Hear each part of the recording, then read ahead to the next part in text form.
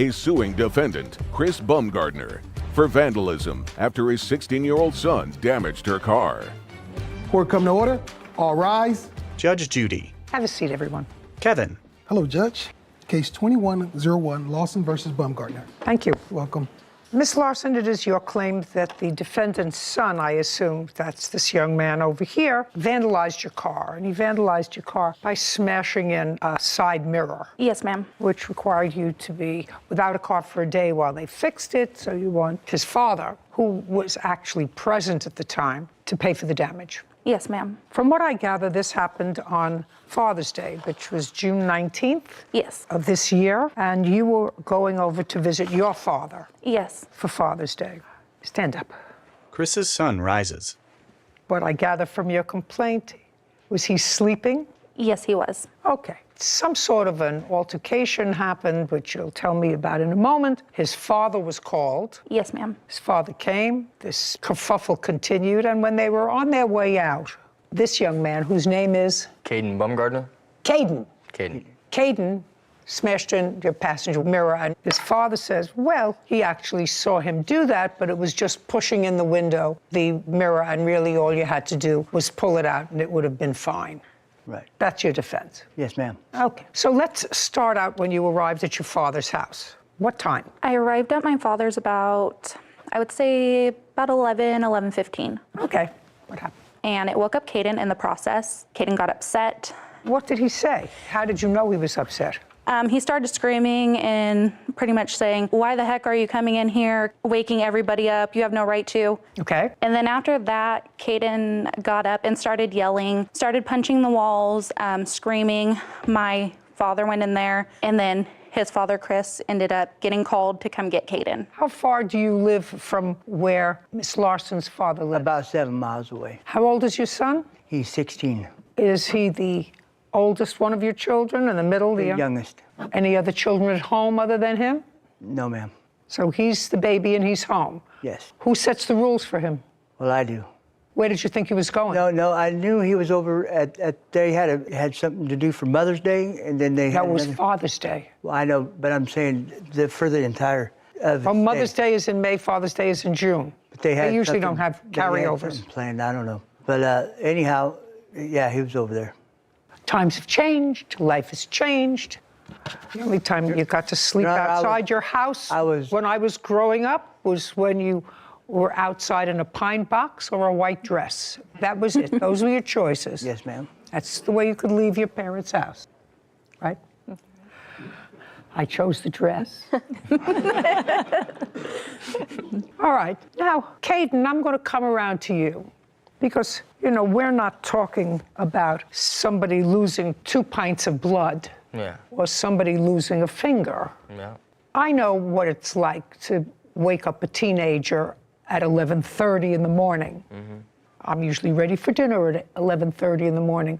But teenagers, you know, they're still growing, so they sleep late. But you were particularly annoyed when Miss Larson came in, right? Yes. Why? Well, she did put it the right way, but she didn't put it the right way because... But just tell me why. Well, Don't look at her. Talk to me. She didn't just wake her up. She came in there loud. When she walked in, Caden, to a room in her father's house, what did she say?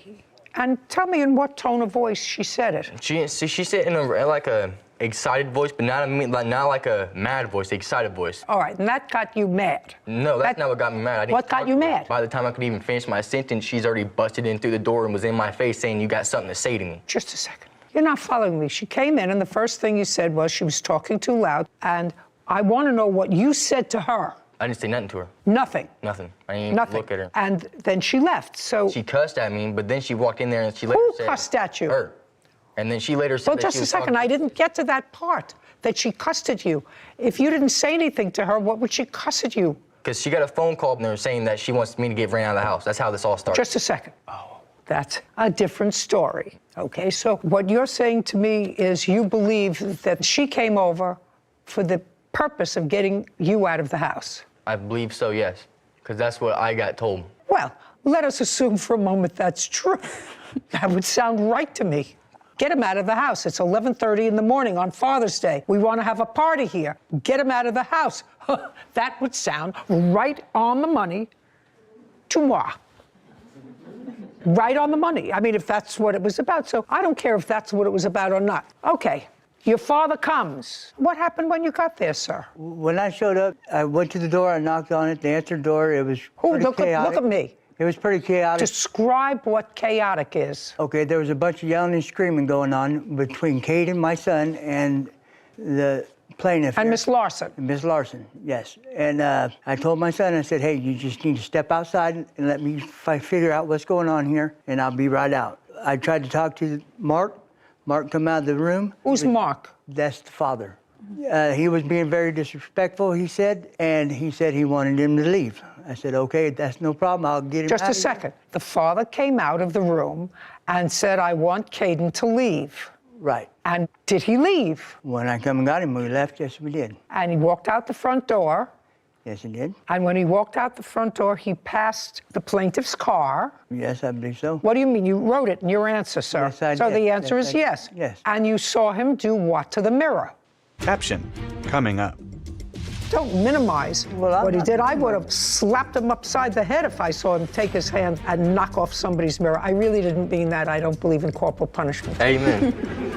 And later today, What do you think that I think of a person who says, okay, I'll go with you to this very, very sad time? Someone who I've been close and intimate with for months, but it's going to cost you $900.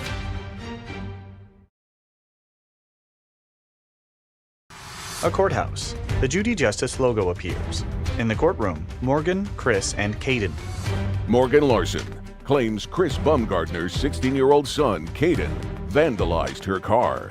Now, you saw him do what to the mirror? Push it in. Okay, very good.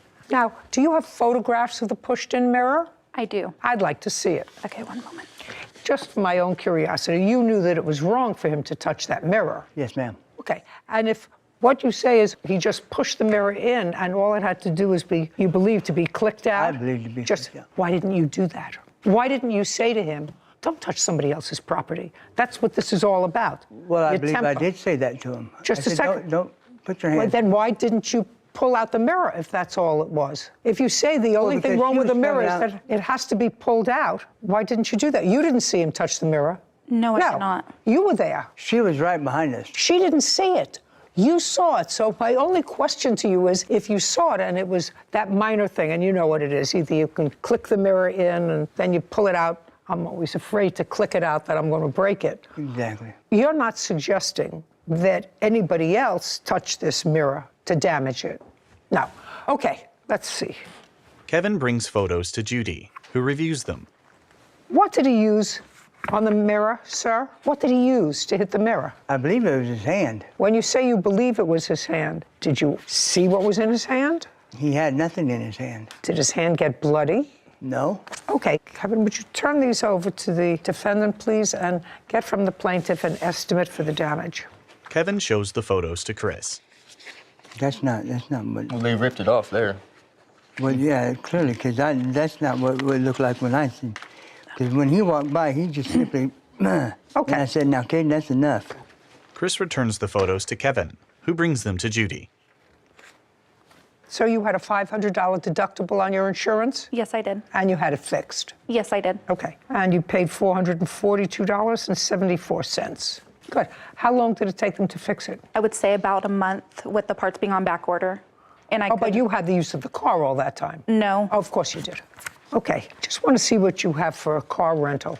Your Honor, I don't understand this car rental part of it. I've been without a mirror before. Sir, you're not allowed to drive without two mirrors. Then there was one in the cab as well. That's two mirrors, isn't it?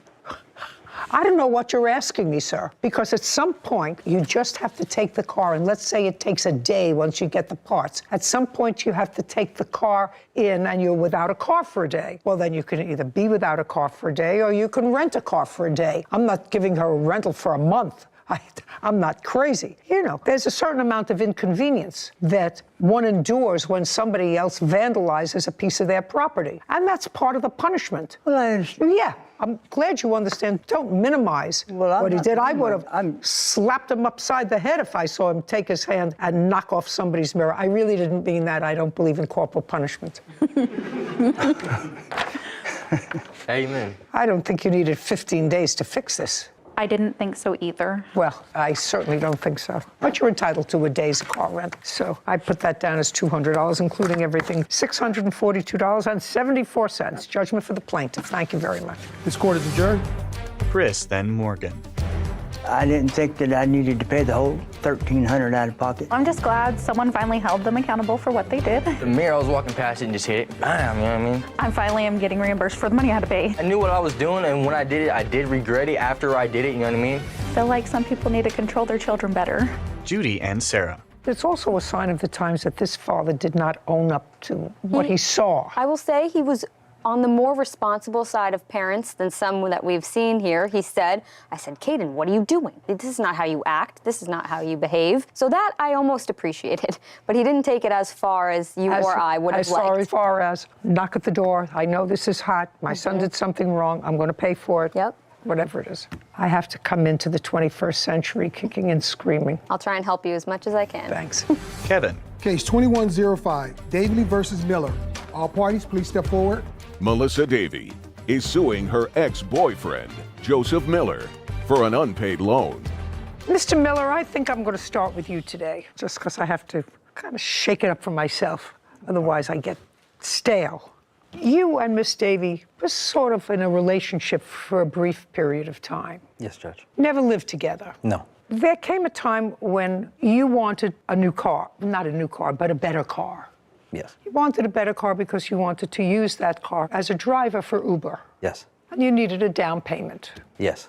And according to what I've read from Miss Davey, and what you seem to acknowledge in your answer, Miss Davey loaned you $1,200. That is correct. Things didn't work out, which happens. You paid her back $300. Yes. Did not pay her back $900. Correct. So that would make it easy, except that you have a defense. Correct. And I'm going to let you tell me and the rest of the world what that defense is and show the world what a prince of a guy you are. I hope I can do that. You're no longer together. Correct. You owe her $900.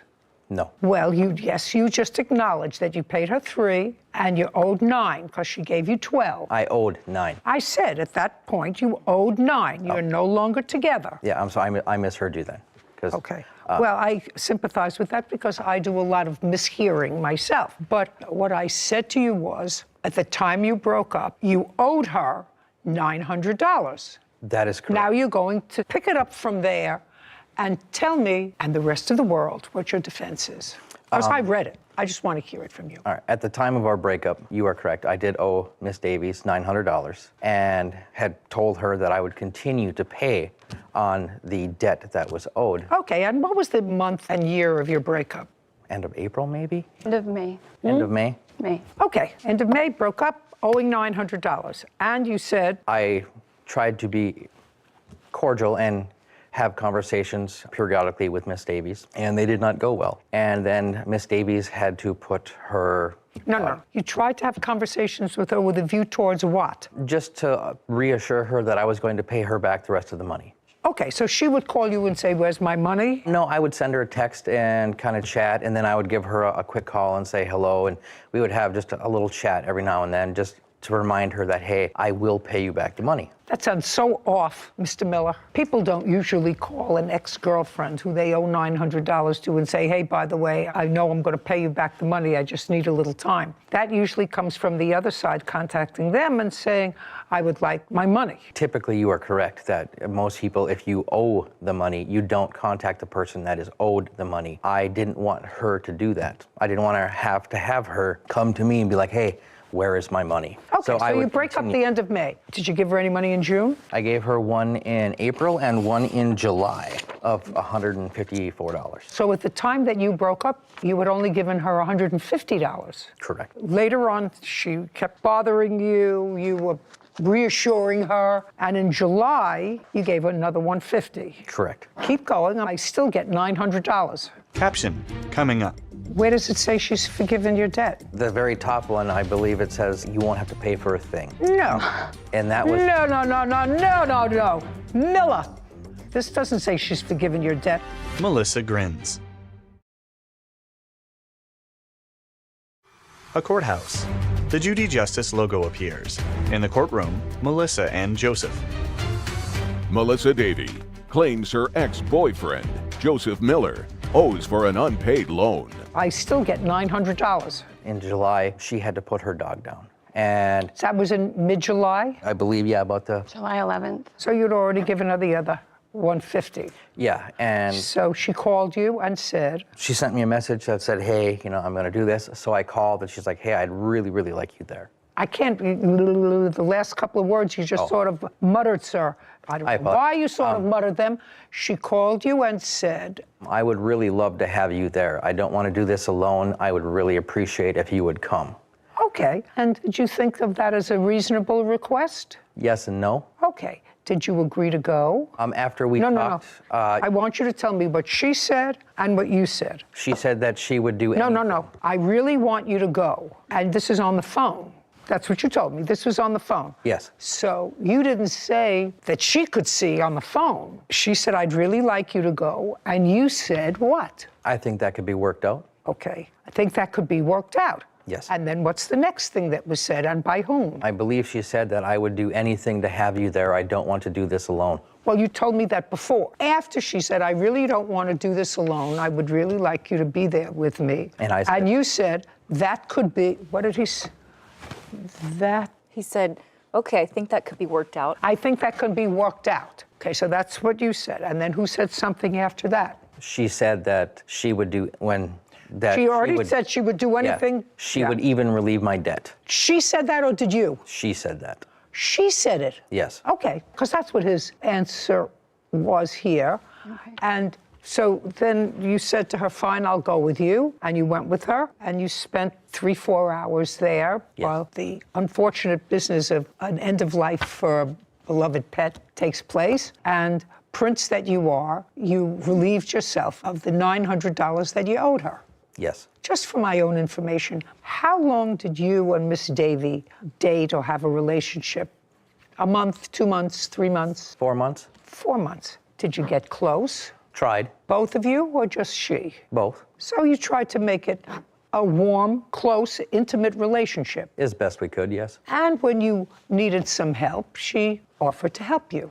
Correct. What do you think that I think of a person who understands the word close, warm, affectionate? What do you think that I think of a person who says, okay, I'll go with you through this very, very sad time? Someone who I've been close and intimate with for months, so I'm going to spend a couple of hours in the afternoon with you at this very tough time, but it's going to cost you $900, which is in effect exactly what you said, but it's going to cost you $900.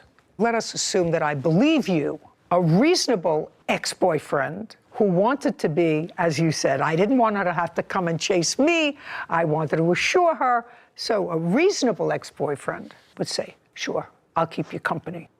In theory, yes. There were circumstances when Miss Davies and I broke up that were not the best for either of us. And it wasn't a cordial breakup. It was very rocky. At the time when she called and asked me to come, I didn't want to speak to her at all. I would have respected that, sir. You say, this was very rocky, it was nasty, we don't really like each other anymore, or I don't like you anymore. I don't know how she feels about you, and it's really not something that I want to do. I don't want to be involved with that. I could actually understand that if it was acrimonious, as you say. What I can't understand is somebody saying, I'll go with you, but it's going to cost you $900. That's what I don't understand. Well, she brought that up. She was the one that stated that she would relieve the debt. And I was like, okay, whatever. So okay, Miss Davy, now it's up to you. Now I have been grilling Mr. Miller. So I have only one question to you. Do you remember the conversation when you discussed with him going with you to the vet? Yes, I have it in text. I'd like to see it. Judge, Speak not. Okay. Unless you have the text messages. This is the date I called to make the vet appointment. Kevin brings Melissa's phone to Judy, who examines it. Sarah, can you tell me what dates these are? Sure. If you go out, these were all Saturday, July 9th, and if you pull over, you can see the time. Judy continues to examine the phone. Well, I'm looking at all these, and I don't see anything about her saying to you, if you come with me, I'll forgive your debt. So if you have one of those, I'll take a look at it. The very top one. That was after a phone conversation with Miss Davies? Just a second. Where does it say she's forgiven your debt? The very top one, I believe it says you won't have to pay for a thing. No. And that was... No. Miller, you know what I'm talking about, sir. She tells you to keep your gas receipts. So if you're coming to help her, it's not going to cost you anything out of pocket. This doesn't say she's forgiven your debt. You have family, you have siblings, parents, anything? Yes. Yeah, well, they're going to be disappointed in you, Mr. Miller, because it's not princely activity. It was clear to me from reading the plaintiff's notes to you that at least it appeared that she was struggling more with the end of your relationship than you were. That's just what it appears. And I'm a pretty good judge of that. And you sound like an intelligent man, soulless, but yet intelligent. So if you have any emotion whatsoever, you can look at this and say, this is a lady who's sort of struggling. Let me see how I can take advantage of that. I owe her $900. And I'm going to figure out that if I do this for her and it's really important, I shouldn't have to pay her back the $900. Unprincely, Mr. Miller. Judging for the plaintiff in the amount of $900. We're finished here. This court is adjourned. Outside the courtroom, Joseph then Melissa. People just sometimes don't agree. It was very clear cut. At the time, I was very upset with her. I think he tried his best to just keep things cordial. Move on and move forward. Another wonderful relationship that's hopefully will not end up in court. Sarah and Judy. It intrigues me how men can make the jump from keep your gas receipts to you don't have to pay me your $900 debt. We read the messages and we were unclear as to what debt forgiveness in the messages. We didn't see it. He handed us the exact same text that we had read on her phone. He said, yeah, that's what that means. I think he knew what it meant, because if you checked out his smirk when he handed me just that one piece of paper, he knew that when he says, keep your gas receipts, I don't want it to cost you anything to come with her to the vet, having nothing to do with the $900 debt. Oh, it's just amazing to me that after 27 years of doing this here, I have to do a breakdown of about 90% of the cases involve women who are giving money to boyfriends and then get left holding the bag, as opposed to the 10% of men who get caught up with situations where women are prepared to take advantage of them. But most of the time, it's women. I don't know, I think it all has to do with self-esteem, Sarah, and I think that the only way to ensure that you have that is having a way to support yourself. Yeah. Title, Judy Justice. Are you a victim of a scam? Go to judyjustice.tv. Nancy Kesselman is suing her son, Danny Horath, and his fiancée, Trinity Wilson, for living expenses, stolen property, and vet bills. Court come to order. All rise. Have a seat, please. Kevin. Hello, Judge. Case number 2049, Councilman versus Jorge Watson. Thank you. You're welcome. Mr. Horath, this is your mother, Yes, ma'am. and this is your girlfriend. My fiance, yes. Is she divorced? She's widowed. Since when? June 6th, Of what year? 2022. Well, let me understand this. Prior to you being a widow, you were involved with Mr. Horath. Were you divorced? I was going through a divorce. Okay. And then he passed away. Yes. Mr. Horath, in 2013, you were incarcerated. How long? 5 years. And you have 2 little girls. Yes, ma'am. When you were incarcerated, were the children living with you prior to being incarcerated? Yes. They were living with you? Yes. When you went to prison, was there any reason the children didn't go with their mother? She left him with my mother. So your mother obtained custody of your children 9 years ago Yes. and raised them. Yes. You got out of prison when? September 2017. And when you got out of prison, your mother invited you to come and live in the house? Yes. In her house? Yes, ma'am. Who else lives in her house? My grandmother. Who I understand from these papers is suffering from Alzheimer's. Alzheimer's. So your mother was taking care of her mother and your 2 daughters. Yes. So your fiance now, who looks as if she's expecting a child, was your mother's next door neighbor? Yes. And you became involved with her when? End of October 2020, or 19, I'm sorry. And when you became involved with her, you have 2 children. Yes. You invited her with your mother's permission to move in to your mother's house with her 2 children. Yes, ma'am. We did agree that she could move in and stay in the guest. Had you been living in the house by yourself with the 2 girls? Yes, I have. How large a house is it? It's pretty good, decent size. It's It was a 1,980 square feet, now expanded out another 800 feet, so quite. 5 bedrooms, 3 baths. How do you support yourself? I own my own business. I'm a nurse. Due to the fact of taking care of my granddaughters and my parents at the time, I had to resign from Fort Irwin, working there because of couldn't commit to the hours. So because of that, I went ahead and got my own business of doing home infusions, and that started right before the pandemic. And so I work a lot. Anybody help you take care, before they moved in, anybody help you take care of the girls and your mother? No, it was me. Now, what kind of work do you do? I'm a truck driver. And you? Nursing student and mother? So you don't work? No. How do you support yourself? I was going to school and... Well, supporting yourself doesn't go to school unless you were getting money for going to school. Were you getting money for going to school? Yes. From whom? From financial aid. How much? Maybe like $800, $900 a month.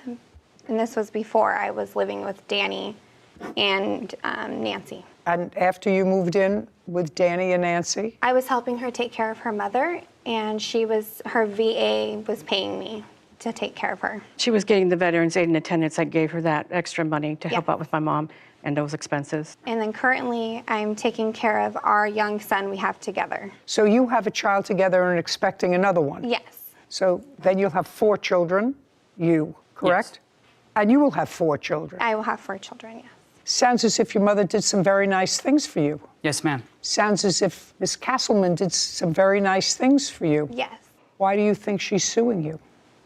Out of anger. Mr. Horath, why would she be angry at either one of you? Because we decided that we were going to go ahead off and do our own thing, and she was no longer included in being part of that. Like what? Well, being part of a family or a unit. Once my grandmother's health declined and she went to a facility, there was no more communication about anything that was going on around the house anymore. I don't know what you mean by that. Your fiance's arrangement was that she was being paid by the VA to take care of your grandmother. Yes. And then your grandmother, according to you, had to go into a facility. Yes. Which means your fiance isn't getting any more payment from the VA. Correct. Now, you're working, you drive a truck. Yes. Were you contributing towards the running of the household? Oh, of course, yes. How much? Whatever needed to be paid. No. Tell me what you paid. I paid the Edison, half the Edison. Well, that's not a set amount. I Do you paid understand? $300 a month. Well, that's an amount. So you paid $300 a month towards the Con Edison. Yes, ma'am. What else did you pay? We paid for the trash. How much was the trash? $50 a month. What else? I paid for the food. For who?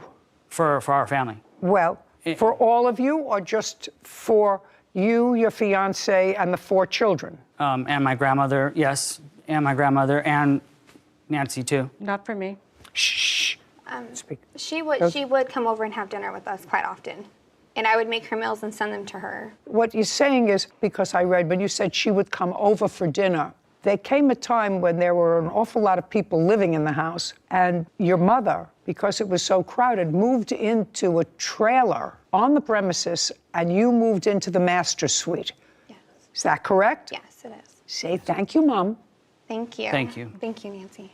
Now, did you pay for anything else that you're not telling me? Yes, we paid for the internet. Their internet. Yes. Shh. For your own internet? Yes.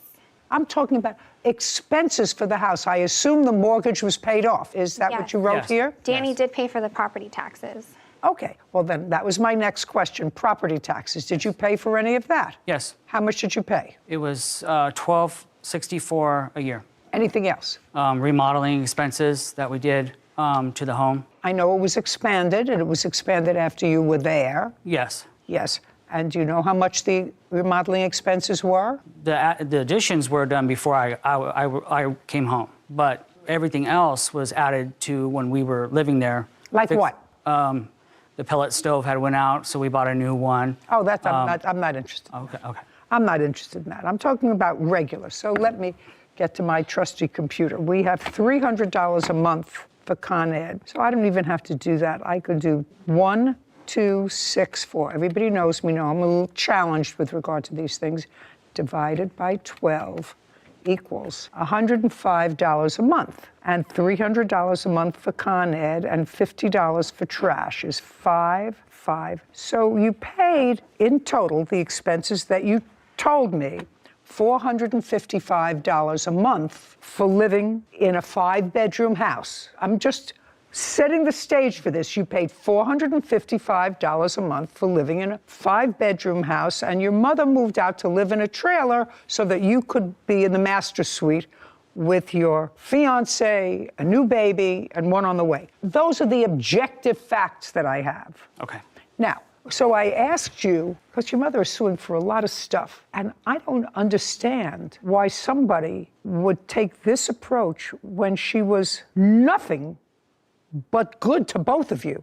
You screwed up your life. She got stuck raising your 2 children, working full-time, and taking care of a sick mother. You go to school, and you're a full-time mother, but that's very nice, but she's not your mother, she's not your grandmother, she's nobody to you. And she took you in and your 2 children. What do you think you did to make her so angry that she would sue you? I'm curious. I honestly don't know. Well, you started to tell me that you moved on because she ultimately gave you notice to leave. We actually gave her notice we were leaving, and that's when all that started. Okay. Did you also tell your mother that you wanted to buy the house? Yes, I did. From her? Yes, I did. Okay. Well, that started the trouble. And your mother's response was? Of course. She said, okay. And what happened? I went and applied for a loan. They told me that I did not meet the criteria for the loan. I said, okay, that's fine. What about a rent-to-own option to buy? And she said, okay. We tried to get a real estate agent to go ahead and write out the contract. At that point in time, she wanted to move one of her nurses onto the property, into the trailer that she was living in. I did not feel comfortable with a stranger living on our property. I don't know them. I don't want them around my children. I don't know who they are. And if I'm going to be buying a home, I wouldn't want to. You're not buying anything. You were renting. With the option to buy. I want to buy the home, and then when I go back to apply for the loan in a year, I was going to buy the home. Maybe not. Mr. Horath, so far, you see, you have somebody who has done all things to make your life, which you screwed up a little bit, more comfortable. Takes you in, takes your girls in, takes your girlfriend in, takes your girlfriend's kids in, allows you to have more latitude and more freedom by moving herself out of her own home, which is totally paid off, into a trailer so that you could be more comfortable. And she said, you want to buy the house? Fine. You couldn't get a loan. Well, could I rent to buy? She says, okay. But she's still a working person, as opposed to your fiancé. Caption, coming up. You ratified the gift by buying her something that could only be utilized with that machine. So I'm not interested in the machine. Could we move forward, please? I have 7 years of postgraduate education. I'm getting very tired of this case.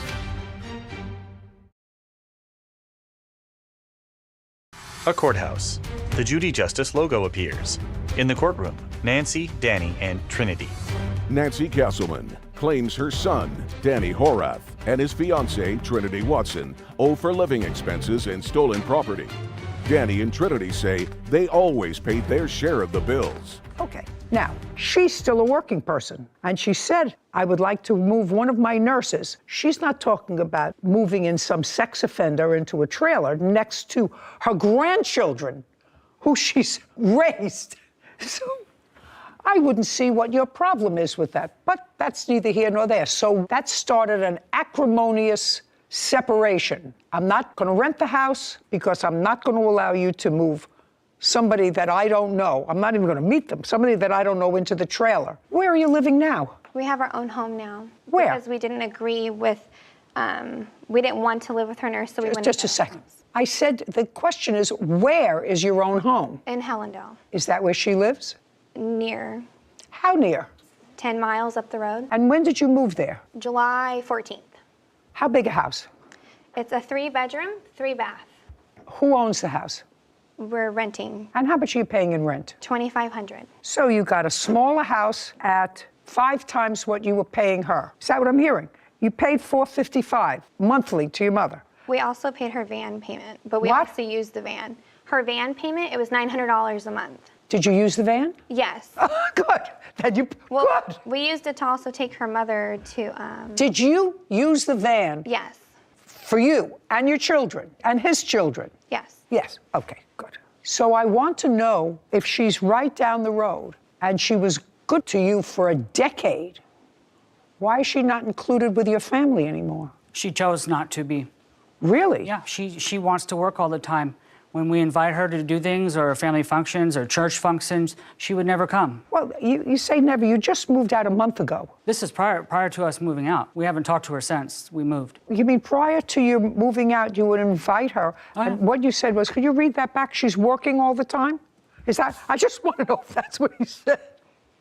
He said, yeah, she wants to work all the time. When we invite her to do things or church functions, she would never come. Okay. Unpaid living expenses, electric bill. All right, let's get to the electric bill. He said he paid $300 a month. What does he owe for the electric bill and for what months? I was on a level pay plan for every month, and it went up higher. The rates have increased for in the past year. So that was $900. It was $1,800, the bill that came out. So it actually increased over the last year, and I have copies of that. So I asked for them to pay half. Did they ever pay the extra money? No. Okay. And they continue to live there? That just came up in May, yes. Okay, well, then I'm not interested in that. Go ahead. And what else? What other living expenses? Well, the other electric bill, they were still there. They didn't pay for that one. Which was one? The one from June to July. Were you there in June, July? Yes, ma'am. And I have evidence that I did pay. Okay, I'd like to see it. You paid $3, not the whole amount. No, I did pay. Just let me see that you paid it. Danny produces a document, then hands it to Kevin. He brings it to Judy, who reviews it. June 19th, $600. That was not for this electric bill. It was for... No, that was for Edison. It says Con Edison. Yes. There was another bill that still needed, it was like $723. I don't care. That he owed me I for don't it. care. He paid $600 in June of 2022. You have vet bills here and personal items taken without permission. And the personal items taken without permission, you took some of her things. What did you take that didn't belong to you? Nothing. Well, you acknowledged that you did. You acknowledged that either you or your fiance took things that didn't belong to you. You said you returned them, but you took them. They were packed by other family members that were helping us pack. And? So they were taken without her permission. Yes. By your agents, by people who were helping you. So they were your agents. What was taken? I guess there was a gun that Not guess. I don't want to hear guess. There was a gun that was packed. Okay. Did you get the gun back? I got the gun back next day. It was returned, yes. What else? That's as far as I know. What else was missing? The ammo. The ammunition for the gun. I don't have any ammunition. I wouldn't have a gun without ammo. Well, go and look for it. What else? KitchenAid machine. What is that? A KitchenAid for mixing and making. I bought that for my mom. They took that. That was given to us by my grandmother because she can no longer bake, or actually given to her because she bakes. And she even, for Mother's Day, Nancy brought, her and Granny, her mother, Nancy brought me the attachment. It makes pasta for the KitchenAid for Mother's Day. So she was aware that her mother gave me, when she moved to the facility, that she gave me the Oh, she moved to a facility, she can't make a gift. If she's moving to a facility because she has Alzheimer's, she can't make a gift. I have power of attorney over her. Shh. Now, if what you're telling me is that you did take it and that the plaintiff sort of ratified that by buying you an attachment for it for Mother's Day, that I'll ask her about. Okay. Now, Ms. Castleman, listen to me very carefully. Did you buy Miss Watson around Mother's Day a pasta attachment for the KitchenAid? Yes, ma'am, I did for my mom, with my mom. I don't... Because they were supposed to be cooking together. No. No. You bought an attachment for it, and if you buy an attachment, that was a gift, correct? Yes, ma'am. And you made the gift, you handed the gift to whom? To Trinity. Right. So even if your mother didn't have the mental capacity, you could have argued, to make a gift, and it was yours, you ratified the gift by buying her something that could only be utilized with that machine. So I'm not interested in the machine. Could we move forward, please? I have 7 years of postgraduate education. I'm getting very tired of this case. Okay. Anything else? Vet bill. Now we'll get to the vet bill. Okay. You had to go to the emergency room when and for what, Ms. Castleman? I was having issues with my stomach. I was diagnosed with diverticulitis and had to go to the I can imagine. When? That was in June, beginning of June. June of this year. Who took you to the emergency room? I had to take an Uber. I couldn't drive. Who was home? Trinity and her family. And her family. And when you went to the emergency room, where was the van? The van was at the home. Why didn't she take you to the emergency room? She said she couldn't do that. She said that she was too busy and stressed out. Is that right? I was dealing, my children's father just passed away that day. And I was there with Just a second. You were separated from him. Why couldn't you take her to the emergency room? Because my children just found out that their dad passed away. That So was I the was day dealing with before. their emotions. Just a second. I'm just trying to figure out why you couldn't take her to the emergency room. You've been living with your mother for a while now, since you got out of jail. How many times has your mother been to the emergency room? Quite a few. How many? More than 10 that I know of. And did you take her to the emergency room since you've been home? I from have jail? before, yes. How many times did you take her? 2 to 3 times, at least. When was the last time you took her? Maybe a year ago. And what was wrong then? Her sciatic nerve. Did you wait with her? Yes, ma'am. Good, because that's the right thing to do. Yes. Yeah. Excuse me a second. Get it. Judy produces a fly swatter, then swats a fly with it. Don't write to me if you're a fly lover. I don't care. Caption, coming up.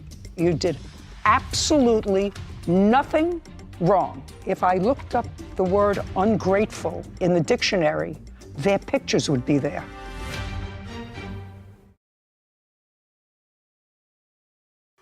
A courthouse. The Judy Justice logo appears. In the courtroom, Nancy, Danny, and Trinity. Nancy Castleman has accused her son, Danny Horath, and his fiancée, Trinity Watson, of taking advantage of her kindness. Danny and Trinity claim Nancy became upset when they stopped doing her favors. Well, Miss Watson, I know that you have an excuse. If it were me and I had been living off somebody else for years, I would have put my kids in the van and say, we have to take Grandma to the emergency room. That would just be me.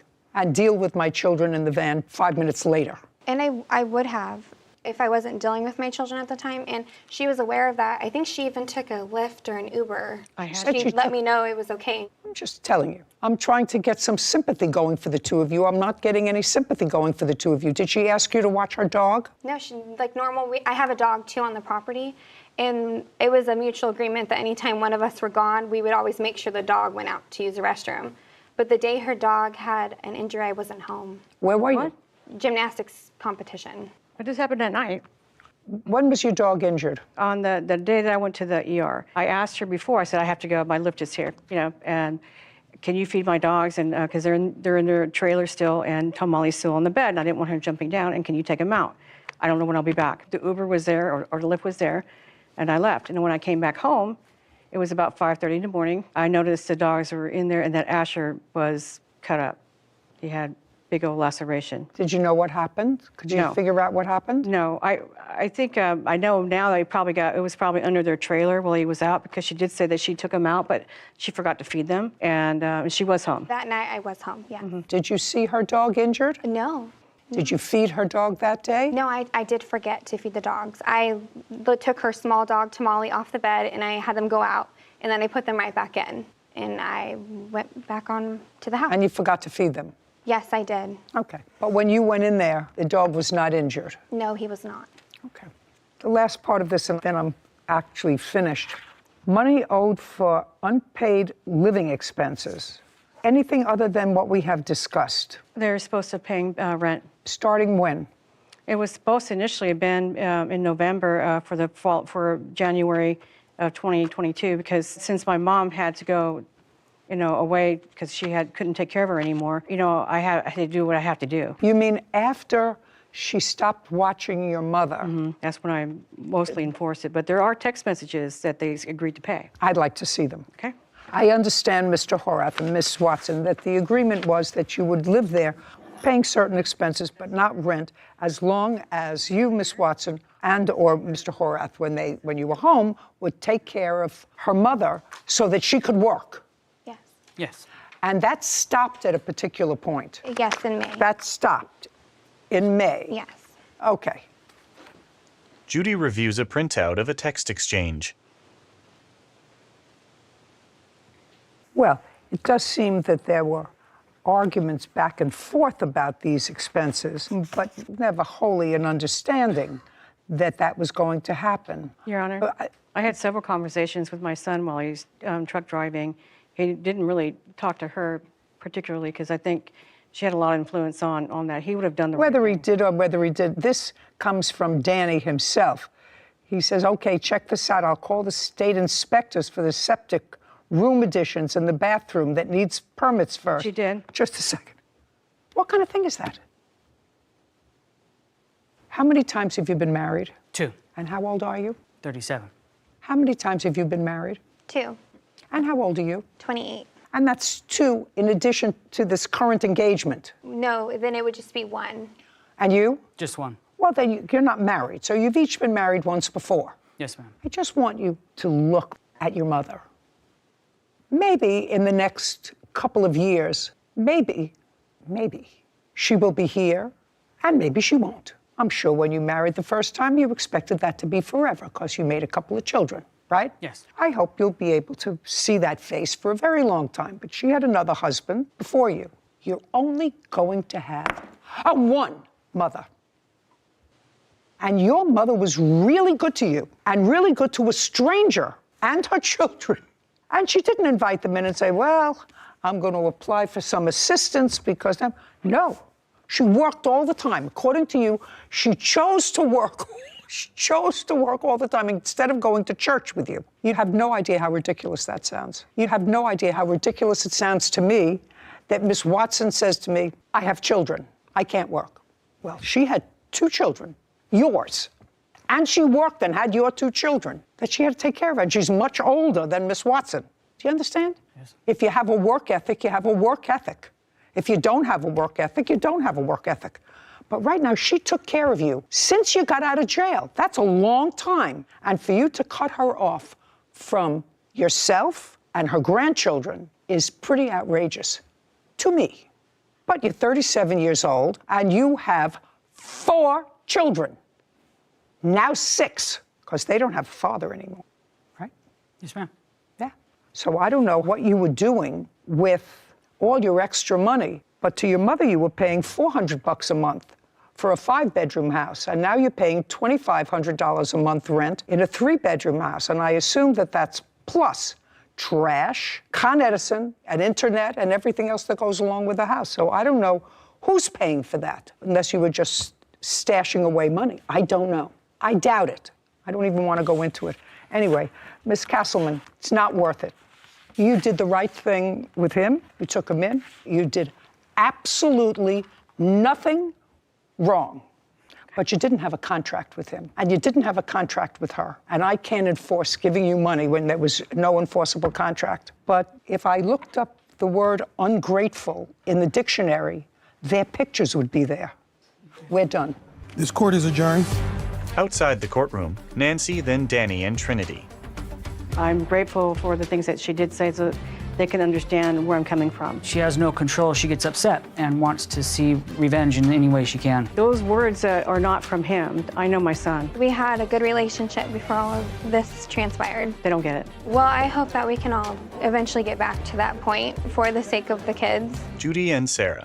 You know, I don't think that there's a legal lesson there to learn, Sarah. I know, it's just so unfortunate because I feel for the plaintiff. As a grandmother, as a mother, you try and do the right thing, and just to feel so taken advantage of. And I didn't hear a good reason. I was waiting the whole time to hear a good reason for why she was this terrible person that they had to move away from, but it never came. Well, the only thing that I came up with was that she agreed to let them rent the house, rent to buy. Yes. Because they couldn't buy the house. They didn't have sufficient funds. But there was a condition. Now, she was living in a trailer on the property.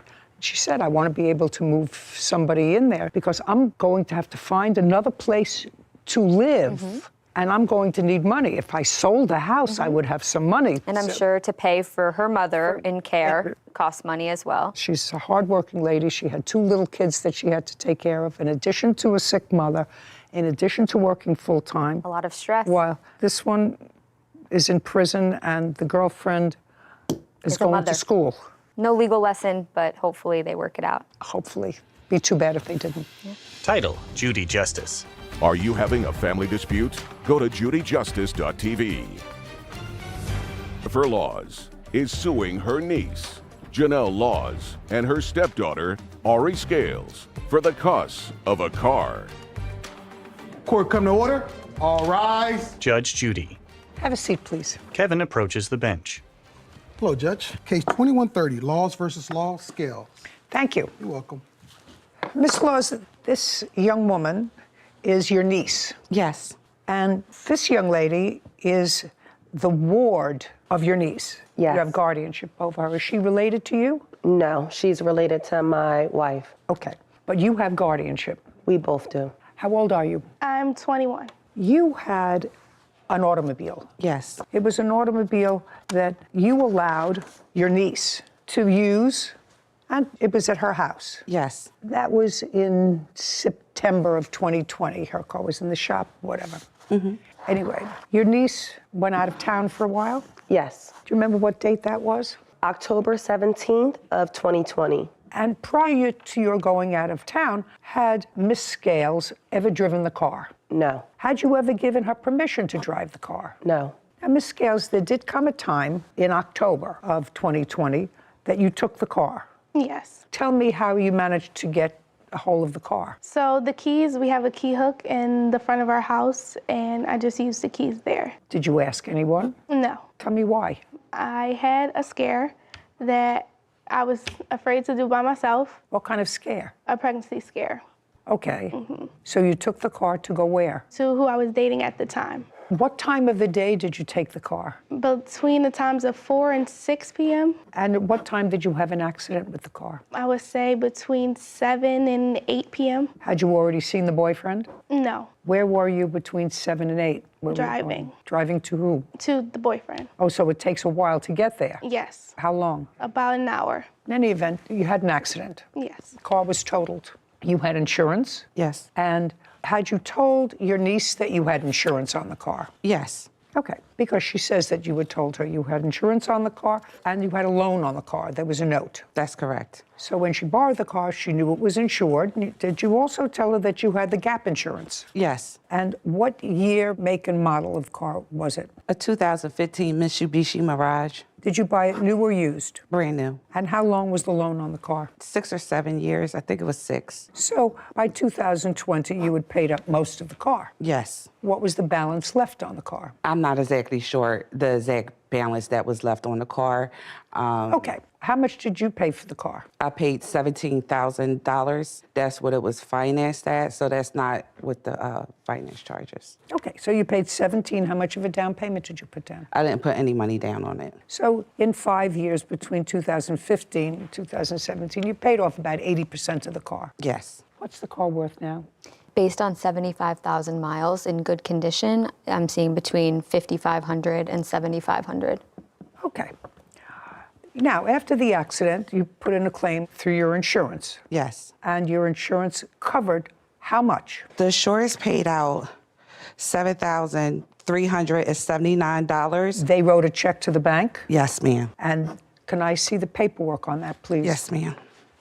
Because what you're suing for now is another $8,496. Mm-hmm. Jennifer hands a document to Kevin, who brings it to Judy. Okay, so your insurance also paid on the other car that you had the accident with. You had an accident with a Ford Focus? Yes. Okay, so they paid $2,900 on that, and they paid you $7,379. Yes, ma'am. And show me what the note balance was on the car at the time that they paid this out, which would have been sometime in 2020 or maybe 21. You want the balance after they paid out or before they paid out? Both. Okay. This is after they paid out. And before. I don't have a copy of what it was owed on before the accident. Oh, I need a whole payout because what your niece says is that they paid you the value of the car, which clearly it was the value of the car, because the value of the car, according to Sarah, is between $5,000 and $7,000. They paid you $73.79, which clearly covered a substantial part of your note.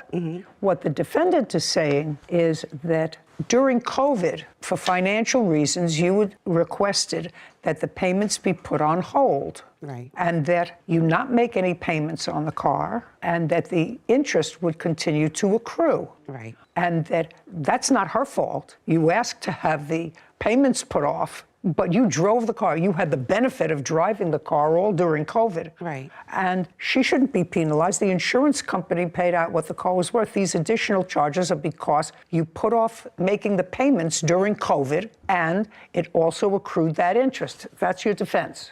Am I right? Yes. That I have to see. Okay. I don't want to hear it. I want to see it. The paper that you have there, that's from, it shows that a payment was made on that car on September 4th, 2020, and that was the last payment that was made. So if there were no payments being made during that time that she had the car, it was. That's not what I'm asking you. I'm asking you, when COVID started, did you Yes. put the payments on hold? I did, because I was no longer working, so they gave me the option to delay my payment, which means they tack them on to the end. And I understand that, but you were driving the car. You were driving the car. She's not going to pay for that. She had the car from the beginning of September, and she was only supposed to have it for 3 days when her car got fixed. It doesn't matter. First of all, you didn't bring me the documentation that I need.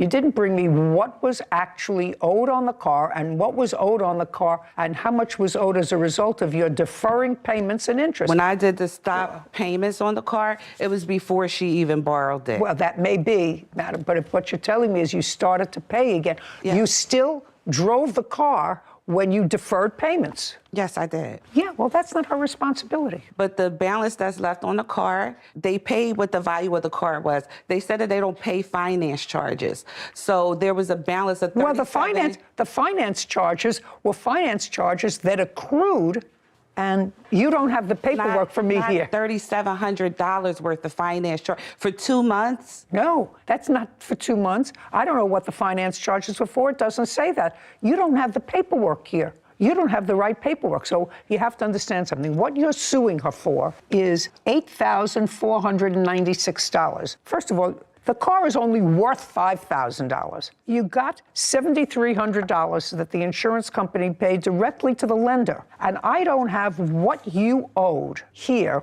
before the accident.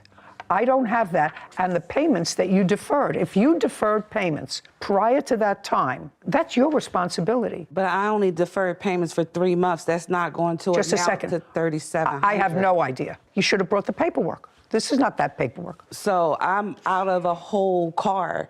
Like, I've invested almost $10,000 into this car. I let her use the car, and that's what your insurance for. And now I'm just not out only the $3,700. Now it's been late charges and other charges on that, and now it's $6,000 that's on my credit. You deferred the payments. I can't tell how many months you deferred the payments. You said maybe I deferred 3 payments. I don't know. You didn't bring me the paperwork. I deferred. You can't tell me. Caption coming up. If she would have never had the car, then I would have been responsible totally to pay all of that amount. It's cost me more than just this amount that's still on my credit. She didn't do anything wrong so far. I mean, you have a 21-year-old girl who shouldn't have taken the car keys without permission. And later today, You write to her that you saw her take some stuff, and you say to her, so don't tell me you don't steal from me. Friends don't steal from friends, so I won't burn you for what I borrowed. You should think twice before you steal from, because I could say, I'm not giving you nothing. A woman shakes her head. A courthouse. The Judy Justice logo appears. In the courtroom, Jennifer, Janelle, and Ari. Jennifer Laws claims her niece, Janelle Laws, and her stepdaughter, Ari Scales, owe the balance on her car. after Ari totaled it in an accident. She says you deferred the payments. That was the reason for these overages, which I can understand, because otherwise the insurance company, and if you had gap insurance, which you say you did, would have paid any gap between the loan. My gap insurance was only until a certain amount of time, and then after that, the gap insurance only pays a certain amount. I don't know any of that. What I need from you, you didn't bring. You brought only what was necessary to put forth your position.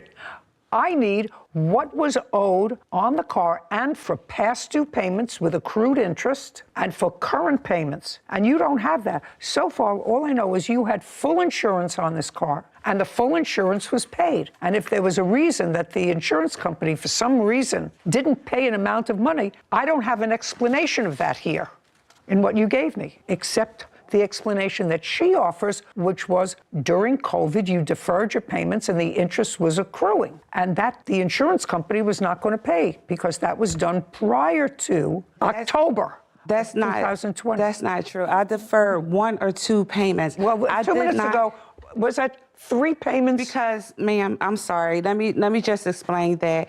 During this time, April 2020, I lost my mother to COVID. So I had 2 cars. I had the pink car and I had the car that I gave to my mom, which is a black car, which was also in my name that I was responsible for. The car that I put the deferred payments on was the Kia Optima. That's the one that I put the deferred payments on. This car, I had a couple late payments, but I never stopped paying that car note. I can't tell you. You don't have the paperwork. All that I can tell you is the insurance company paid everything that they were supposed to pay, including the gap insurance for this accident. The gap so I can't help did you. Not pay. Listen to me. I'm not going to repeat myself. This doesn't tell me how much you owed prior to the accident and what it was for. And if it shows that all you owed currently prior to the accident, it had to show that that was $73.79 and it included the gap insurance. You may have had old finance fees that had nothing to do with her. The gap insurance never paid. I can't help you, madam. You don't have the right paperwork. If she would have never had the car, then I would have been responsible totally to pay all of that amount. But because I don't have a car, it disrupted my life. It's cost me more than just this amount that's still on my credit. She didn't do anything wrong so far. I mean, you had a 21-year-old girl who shouldn't have taken the car keys without permission. But the car was there, and it was there with your permission, and there's no question that the accident was her fault. I have been asking her to return my car. If you have the proof, the only thing I want you to show me is a document from your lender which says how much was owed at the time of the accident and for what. Do you have that? I don't, because I didn't think that I needed it. Okay, well, then I can't help you. Today's a court day. This is the day you have. I have a ton of evidence here. Madam, you don't have the evidence that I need. Your request for $9,000 for a $5,000 car in which you've already been paid $7,300 is ridiculous. So all I have to see is how much was deferred and the interest on the accrued that you deferred while you were using the car before she had it for this 5 or 6 weeks that she had it in September. If you have that, I'll look at it. If you don't have it, I'm not interested. Do you have the paperwork that you have? Well, then I'm going to give it back to you, and you're going to show me where it shows here in October of 2020 how much you owed on the car and how much were past payments and finance charges based on the last payments. Jennifer reviews the documents. You understand what you gave me? If I could make this as simple as possible for you, if you never loaned her the car, if you had the car for that 5-week period and you had an accident with the car during that 5-week period, you would be in the exact same position you are now. The company would have paid off what they paid and would not have paid off what you still owe them because you deferred payments. It doesn't matter who was driving the car. And I do understand okay, that. good. And I'm glad you understand. I'm glad you understand it. My car. I'm glad you understand that. Your case is dismissed. We're done. This court is adjourned. Outside the courtroom, Jennifer, then Ari and Janelle.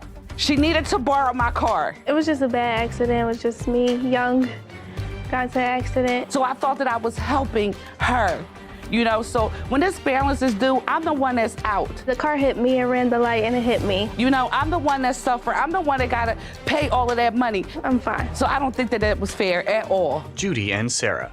So for a period of time, let's say 6 or 7 months. Her numbers kept changing. First it was 3 months she didn't pay, and then it was 1 or 2 months that she didn't say, and she may have been late a little bit. Well, the insurance company's not going to give you credit for that. And it didn't look to me, based on the papers, that there was any animus between the parties until right now. Today. And then maybe she should be angry with me and not at them. They all know each other and get along with each other. So that the amount of money she has to pay is the amount of money she should have paid while she was driving the car but chose to defer. And I think that that's a good lesson about deferring payments, especially now with COVID and everything. I know people my age, 25, around there, have been deferring payments, whether it be for car notes or for interest on your loans, things like that, that sometimes she didn't even realize that this was all accruing under the surface. So you think that by deferring, if you don't read the fine print, that could be a good lesson that if an she said she had a lot of other things going on in her life, but that... And again, it was an accident. We don't call it an on purpose. That's right. Case 2133, Morrissey versus Comer. All parties, please come forward. Tabitha Morrissey is suing her former friend, 𝐑𝐞𝐥𝐚𝐿, for an unpaid loan and personal belongings. Ms. Morrissey, you have a lot of claims here against the defendant for a personal loan and the value of personal belongings. Yes, Your Honor. Okay. She was a friend of yours. You used to go gambling together, Ms. Morrissey? Yes, we did. How many times a week did you go gambling? Probably once or twice a week. And did you go just the two of you? Yes. And over what period of time? Over... A year, 2, 3? Probably a year. There was a time when you went, and according to you, Ms. Comer didn't have any money. And so you agreed to advance her money. And she says, actually, you agreed to advance her money. And the agreement was if you won, she would pay you back with her winnings, whatever it was. Whatever it was. How much money did you give her to gamble? I loaned her $230 with the agreement that she would pay me an extra $200 because she was going to get her mother's inheritance. Okay. On what date? April 28, 2022. Okay. And you went gambling with her? No. She came by and we were going to go meet at the casino, but I didn't really want to do it because I have a boyfriend that doesn't Just a second. I don't need a whole story. Okay. All right. Sorry. So she went to the casino without me, and then she came by my house after that and told me that she spent her boyfriend's money at the casino, and so that she was supposed to use it at the store. And so I gave her the money to cover that, and that's when we made that agreement. You gave her the money to cover that because she asked you for it? Yes. And she agreed to pay you back? Yes. Okay. Caption, coming up. February, did you go to the casino and lose some of your boyfriend's money? No. Did you go to her house and tell her that you lost some of your boyfriend? It wasn't in February. What month? It was probably April. I don't care what month it was. Did you tell her you lost your boyfriend's money at the casino?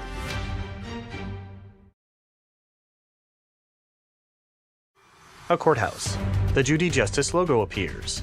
In the courtroom, Tabitha and Tina. Tabitha Morrissey claims her former friend, 𝐑𝐞𝐥𝐚𝐿, owes for an unpaid loan and personal belongings. Judy. Go. No, it was in February. Okay, February. I won a jackpot. Just a second. February, did you go to the casino and lose some of your boyfriend's money? No. Okay.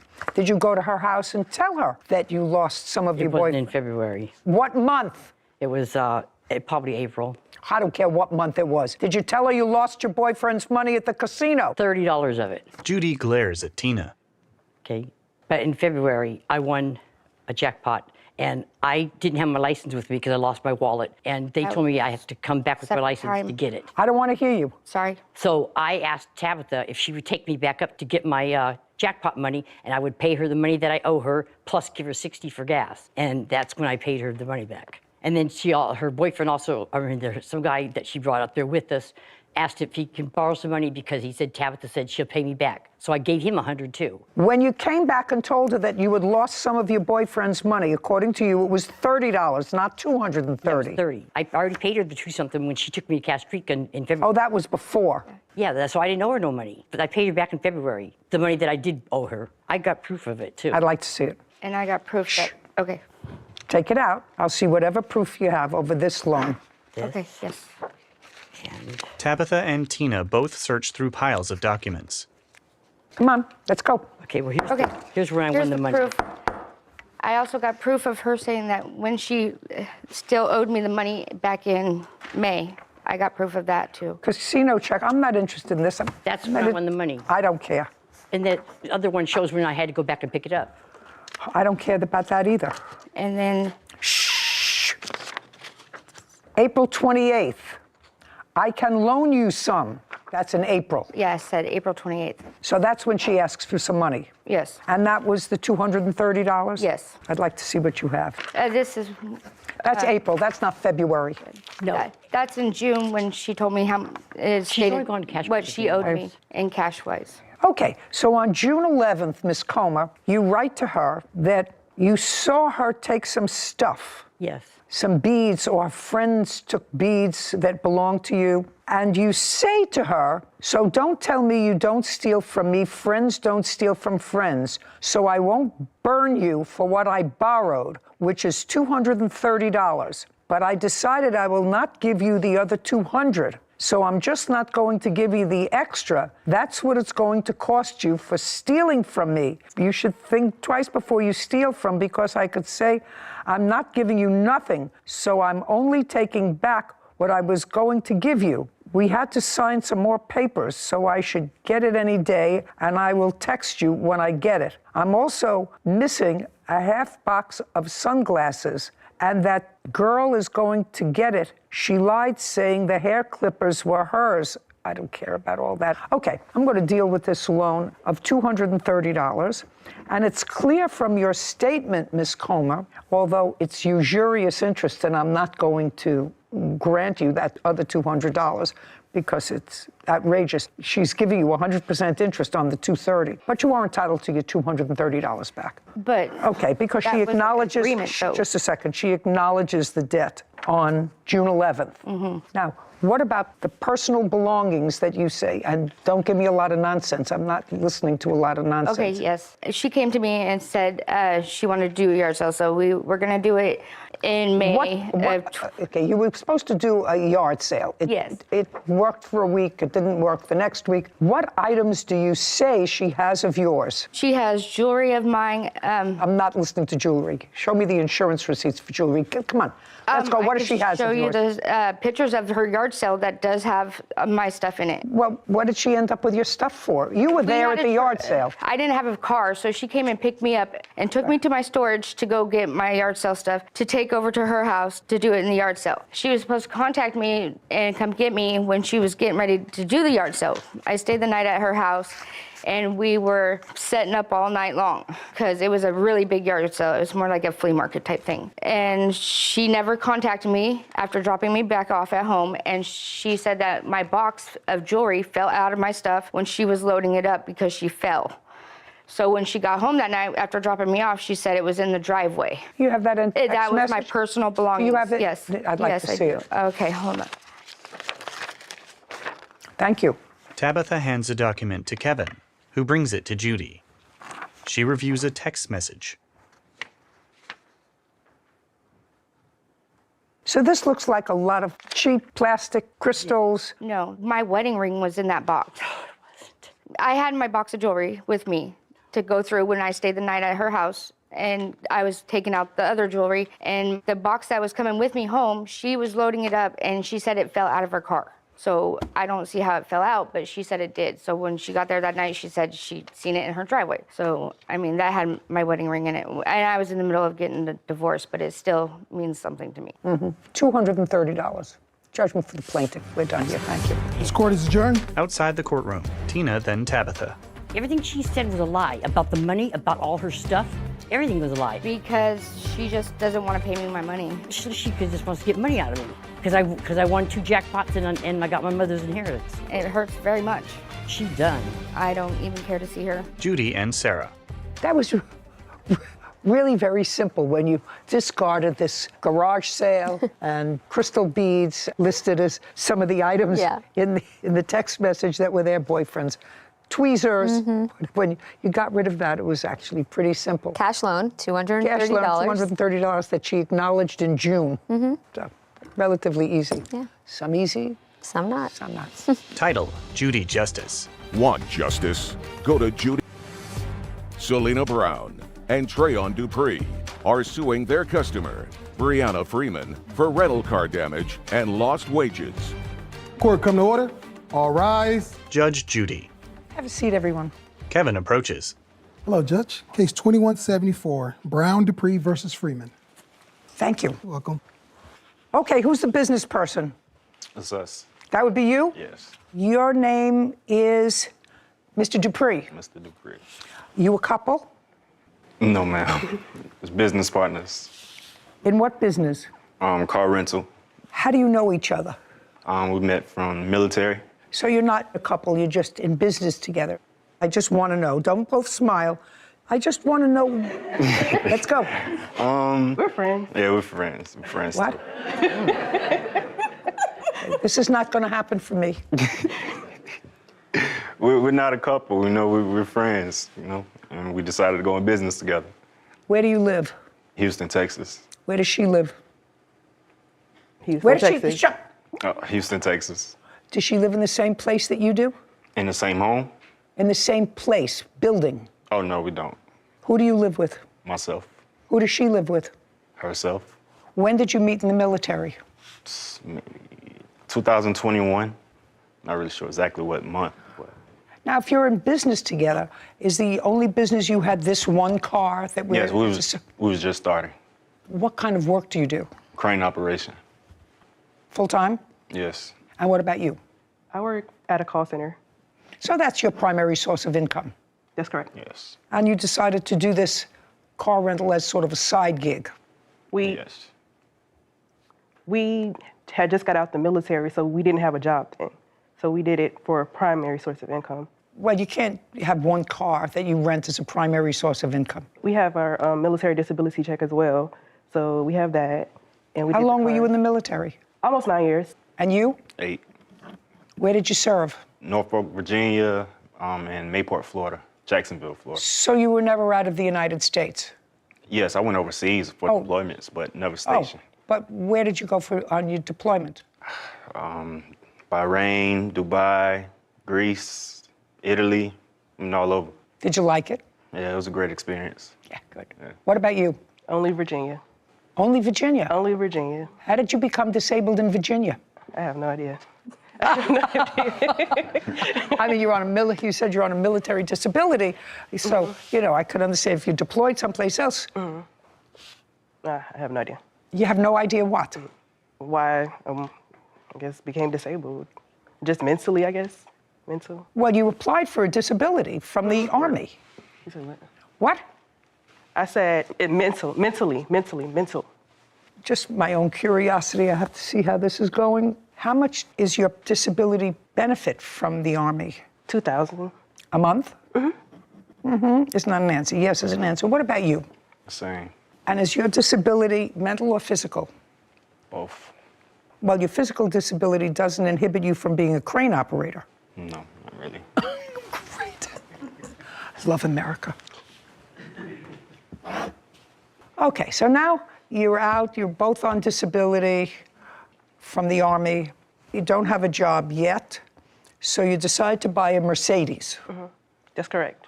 What year Mercedes? 2014. And how much was it? $22,000. Is there a note on the car? Yes. For how much?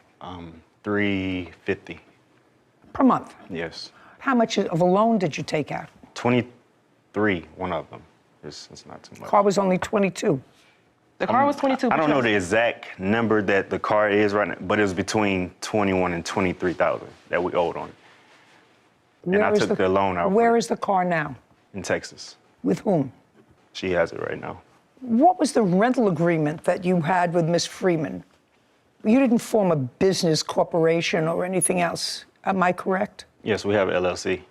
And the sole asset is this car? Yes. You bought the car when? Give me the date again. I think it was in July. July of 2022? That's correct. And when did you rent the car to the defendant? August 27th.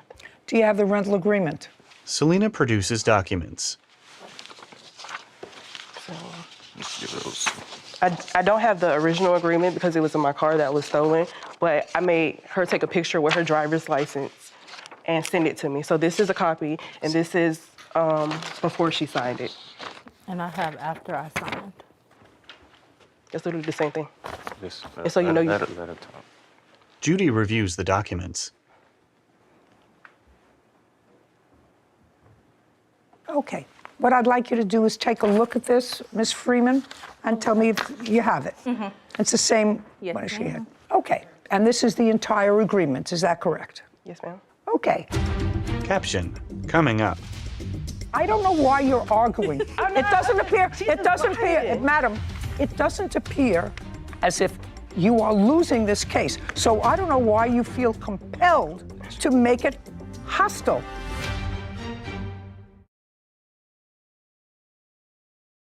A courthouse. The Judy Justice logo appears. In the courtroom, Trayon, Selena, and Brianna. Selena Brown and Trayon Dupree claim their customer, Brianna Freeman, owes for damages to their Mercedes rental car. Brianna is countersuing for lost wages. So there's nothing in this agreement that prevents her from allowing somebody else to use the car, and the agreement specifically says that if anything happens to the car, she is responsible to use her insurance, and you have a policy number, your policy number for insurance.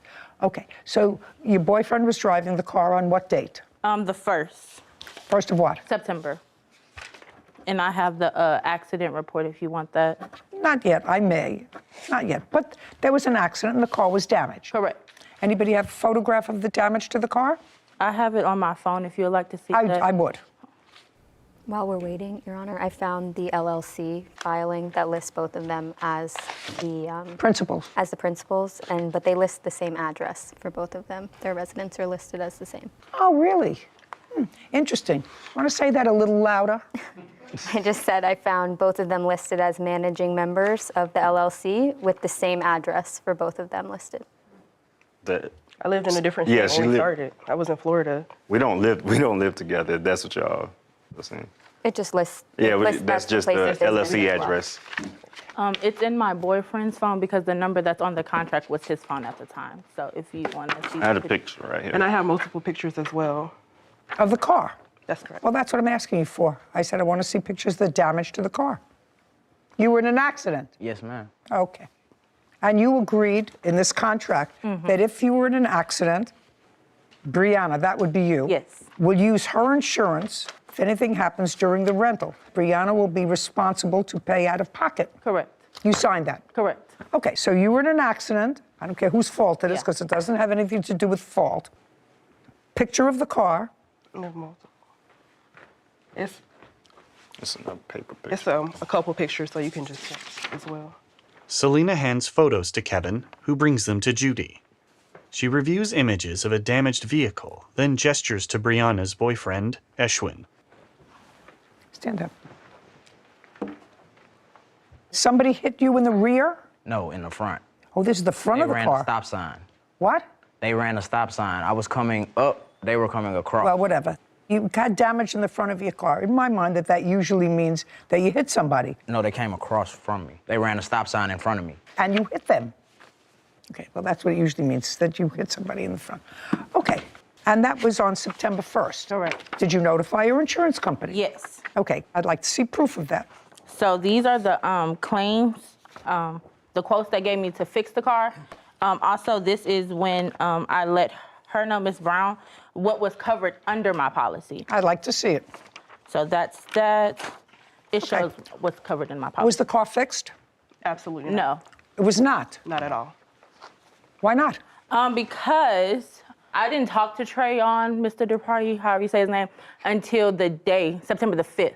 All of my business was going through Mrs. Brown. So I don't know if he just found out what happened, but when I called the insurance on the 1st, they let me know that he was the owner of the vehicle. I said, okay, they said they'll have to go through everything through him so that the car can get fixed because I wasn't the title holder. I said, that's fine. I said, okay, due to the fact that the car got wrecked, I let her know that once the car goes to Mercedes-Benz to get fixed, they give a loaner vehicle. I let them know everything that was covered. Why it didn't get fixed? Because she popped up to my home and caused drama. I lost my job behind it, so forth and so on. What does that have to do with your responsibility? Your boyfriend had an accident with a car. You have a contract that says you're going to fix it. Because Trayon said it wasn't enough. What do you mean Trayon said it wasn't enough? I sent him the quote for their adjusters, and he said that wasn't enough to get it fixed. And I have that text message from Trayon. Just a second. I'd like to see your quote from your company. Judy reviews a document. Where did you take the car for them to send an adjuster to take a look at the car? I had to take pictures of the car and upload it to the app they sent me, and that's how they got those quotes. They have an estimate here of $3,000. Did you get an estimate to fix the car? Yes, we got an estimate. I'd like to see it. In person. In person. That was just the picture, and when I Okay, got it. Trayon hands a document to Kevin, who brings it to Judy. May I interject a little bit? Because Brianna kind of lying, and she raised her right hand. So Brianna didn't notify us that the car was wrecked until September 3rd. She told us that she was in the hospital with her dying father. Listen to me. Listen to me. I don't care. She lied about I don't care. She lied about how the car got wrecked. I don't care. It doesn't matter how the car got wrecked. She has an obligation to fix it. She has an obligation to fix it. And to be quite honest with you, this is a Mercedes, and this car can't be fixed for $2,900. Can't. He's absolutely right. This car can't be fixed based upon that damage. And he wasn't prepared to say here. No, it wasn't that at all. So once, I guess, he got involved in the business, I was talking to Ms. Brown. She said she had a rental the next day or something in that manner. And I said, okay, well, let me find a Mercedes-Benz that can actually get your car in so you can get this loaner car for you to rent your car out. Also, in the midst of that, I was gonna pay for the rental that she had that was so much wanted to cancel on her. So I said, okay, Mercedes has a loaner car and can accept your car at the time. Well, they couldn't fix this car for $2,900. That's what they gave me, and they said that if it went to a Mercedes-Benz shop, they will honor that. I don't know that at all. That's what they told me. I don't care. But regardless of the price of getting the car fixed, I was gonna pay because I know that we was at fault for it. Quote unquote, it was my contract that I signed. That wasn't an issue. Well, then you can take that up with your insurance company. Correct. I didn't have a problem with paying. Yeah, then you can take it up with your insurance company. Caption coming up. She lied about how the accident happened. So they denied. Don't listen to me. You started to say that before. I told you I don't care. She's just lying and cost us so much money. Like, madam, listen to me. Selena lowers her eyes and trembles. You okay? Good.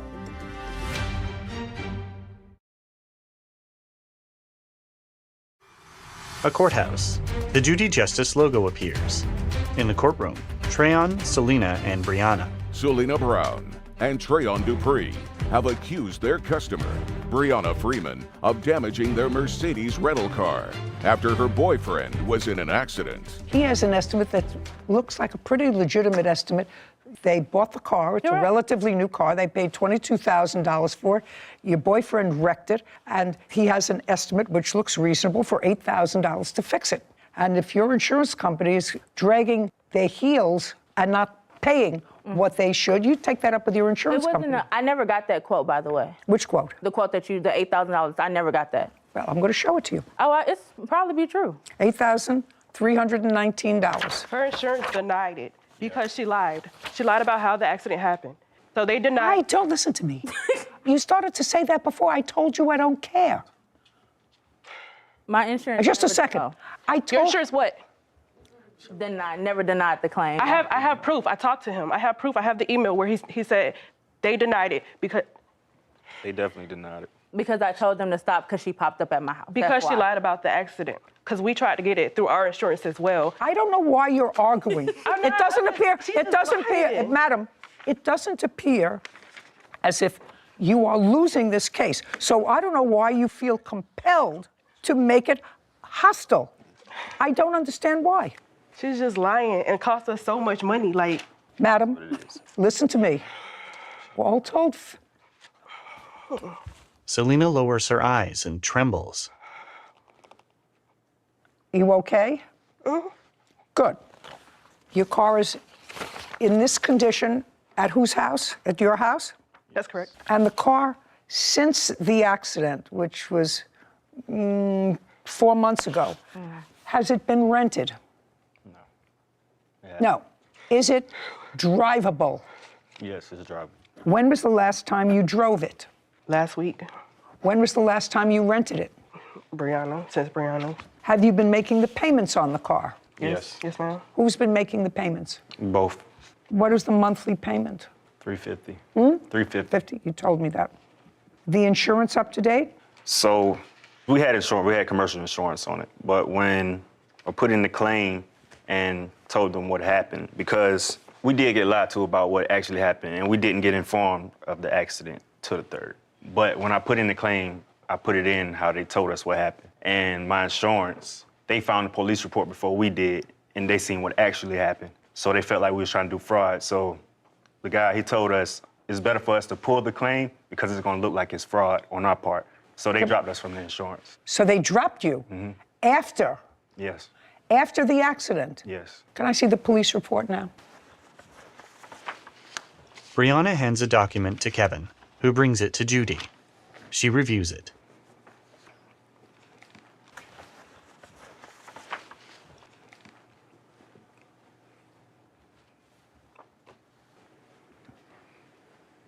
Well, this police report indicates that the other person was at fault. That was my. Oh, sorry.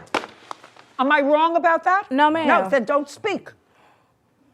This police report, did you see it? Yes. Got it right here. I'd like to see what you have. This police report clearly says that Unit 1, which was the woman, ran a stop sign. That's what it says. Why would your insurance company drop you? Because we gave the story that she told us, so it looks like we're doing fraud. Yeah. And basically, ignorance isn't an excuse for them, so. Actually, that's pretty outrageous. We was told it was a hit and run. She told us it was a hit and run, so we told them that. She said she was in the hospital when it got hit, and then we found the report. She waited until the day that we had a rental to tell us. We had another rental on the 3rd that afternoon. She told us that morning. On the 3rd? That's correct. And the accident was on the 1st? That's correct. Okay. I think you have to get your car fixed. I think that the fact that your insurance company canceled your insurance when it was clear that he was not at fault in this accident, at least according to the police report, is actually pretty outrageous that they canceled your insurance. Is there any insurance on the car now? Yes, there's regular insurance on it. Not commercial anymore? No, not right now because we're not renting it. Judgment for the plaintiff in the amount of $8,000. We're finished. Thank you very much. Court is adjourned. Outside the courtroom, Trayon and Selena, then Brianna. I'm glad we won and everything. I felt like, we deserved more than we got, but at the end of the day, we won the case.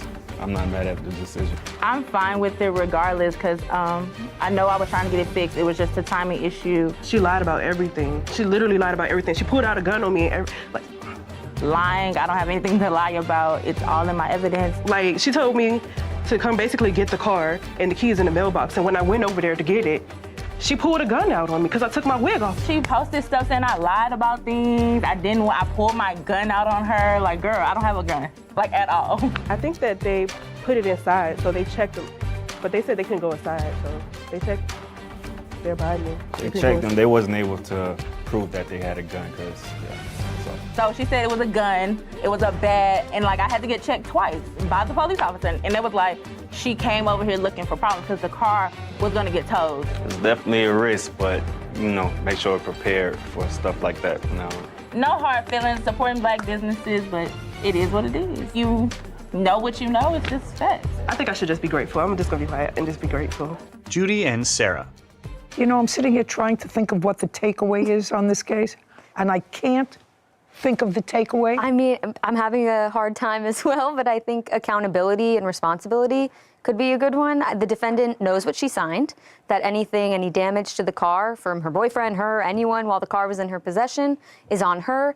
But what we see a lot of is emotional issues come into play when people know their responsibility, but then there's an emotional issue. She came to my job, she harassed me, she came to my house and yelled at me, whatever it is. And they think they can use that as a justification to get out of their accountability. And although I'm not promoting going to someone's house for some self-help, that's not a reason for you not to follow through on your responsibility. On your contractual responsibility. Yes. Which she was clearly aware of. So maybe that. That's the takeaway. Maybe that. You're right. Title, Judy Justice. Want justice? Go to judyjustice.tv. Former employer, Juan Vasquez, for unpaid work and defamation of character. Court come to order. All rise. Be seated, please. Kevin approaches the bench. Hello, Judge. Case number 2007, Sanchez versus Vasquez. Thank you. You're welcome. Mr. Sanchez, how old are you, sir? I'm 26 years old. And what is your educational background? I have a bachelor's degree in film that I got from Full Sail University. I'm currently... Slowly. I'm sorry. You have a bachelor's degree from? Full Sail University. Where is that? Orlando, Florida. Orlando, Florida. That I can hear. You have to understand, when you're dealing with someone of my age, you have to sort of factor that into your speech. People who are 26 may be able to follow you. I'm senior. I need people to speak slowly so that I can follow them. I got you. So you got a bachelor's degree from a university in Florida and graduated when? I graduated in 2018. And from there, what kind of work did you do? From there, I jumped around a little bit. I did Okay, work... you jumped around. Did your family live in Florida? No, ma'am. Where do they live? They live in Beaumont, Texas. Did you live with them at all in Beaumont? No, ma'am. After college? Not until the pandemic. Okay. Well, the pandemic was in 2020. Yes. So you graduated in June of 2018, and then the pandemic started on or about March of 2020. Yes, ma'am. And in March of 2020, you went home to your parents' house. Yes. And you stayed there until when? I'm still currently there. I started going back to school, actually. When did you start going back to school? My first classes were in December of last year. In Texas? Yes, ma'am. Okay, great. So you actually had a year and a half out of school when you were hopping around. Yes, ma'am. So I want you to tell me who you worked for in that year and a half. I was an intern on a documentary. Okay, and when was that? That was about a few months after I graduated. So maybe September, October? Yeah, probably around there. I did a few independent films. Okay, and what kind of work did you do for them? Just kind of depended what they needed. It was mostly Like a PA PA? stuff. Yeah. Like a PA. And for that work, were you paid as a PA? Yes, ma'am. And how much were you paid as a PA? They paid me $75 a day. Pay you in cash? They paid me in cash. Okay, so you did those couple of little projects, and then what? I was also waiting tables at the time. Okay, well, you got to eat. Right. After the pandemic hit, my lease was up. I moved back home. Decided I would go back to school to get a tech job. I'm going for cybersecurity right now. I had heard through a family friend. Okay, let's stop there. This case is, I don't think so difficult, but relatively interesting for me because we don't get them all the time. Mr. Vasquez, you were making a movie. Yes, Your Honor. Is this the first movie you ever made? No, Your Honor. How many movies have you made? This was film number 5 for me. Written, directed, produced. Is it a fiction piece or a documentary? It's actually based on a true story. So it's a docudrama? Correct, yes. See that? Are you impressed with that? There you go, a docudrama. How long a film? 90 to 100 minutes. We're still in post, still editing. So Keep your voice up. Approximately how long? 100 minutes. What was your budget? It's still in About what was your budget? Then you're going to tell me where you got the financing. roughly 120,000. Where did you get the money from? A lot of it was my money and other producers. How much did you put in? Over 80,000. And you've got other people in for about 40. Yeah. Did you make money on your other films? I have, yes, in the past. Okay, this is what the case is about. Mr. Sanchez says that he was hired by your company. And he was hired by your company to work on this last film that you were doing. And it was a paying job. And at the end of the period, he was not paid. And in addition, he says that when he complained about not being paid, you put out there on social media that you weren't paying him because he was on drugs. Is that what the case is basically about? Basically. It wasn't on social media. It was through text messages he accused me of it, but... Text messages? Yes. Well, that to me is almost social media. If it doesn't come to me by the U.S. Postal Service, I call it social media. I know. Okay. Did you answer an ad for this job? No, I heard about it through a family friend. And when did you meet Mr. Vasquez for the first time? We didn't actually meet face-to-face until about Saturday, July 10th, 2021. Did you communicate via text messages or Yes, ma'am. emails? Well, when was the first either text message or email? The first text message was on Monday, the 28th, 2021 of June. 6/28/2021. May I see that, please? Of course. Christian hands a document to Kevin, who brings it to Judy. And this one, too. Sorry. He hands another document to Kevin, who brings it to Judy.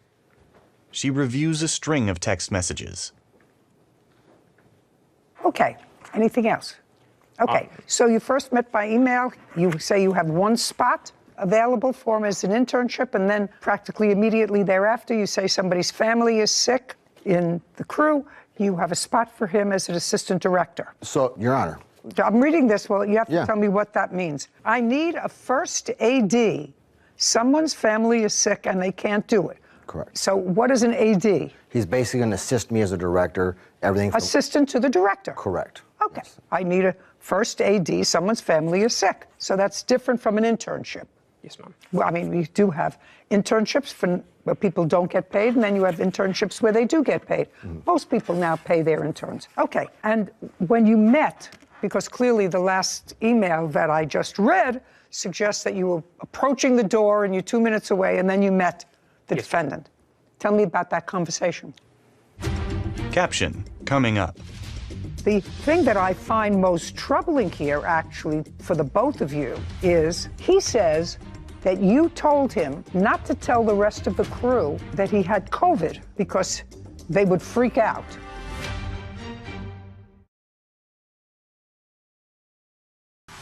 A courthouse. The Judy Justice logo appears. In the courtroom, Christian and Juan. Christian Sanchez claims filmmaker Juan Vasquez owes him for unpaid work. Juan says Christian was an unpaid intern. Okay, and when you met, because clearly the last email that I just read suggests that you were approaching the door and you're 2 minutes away, and then you met the defendant.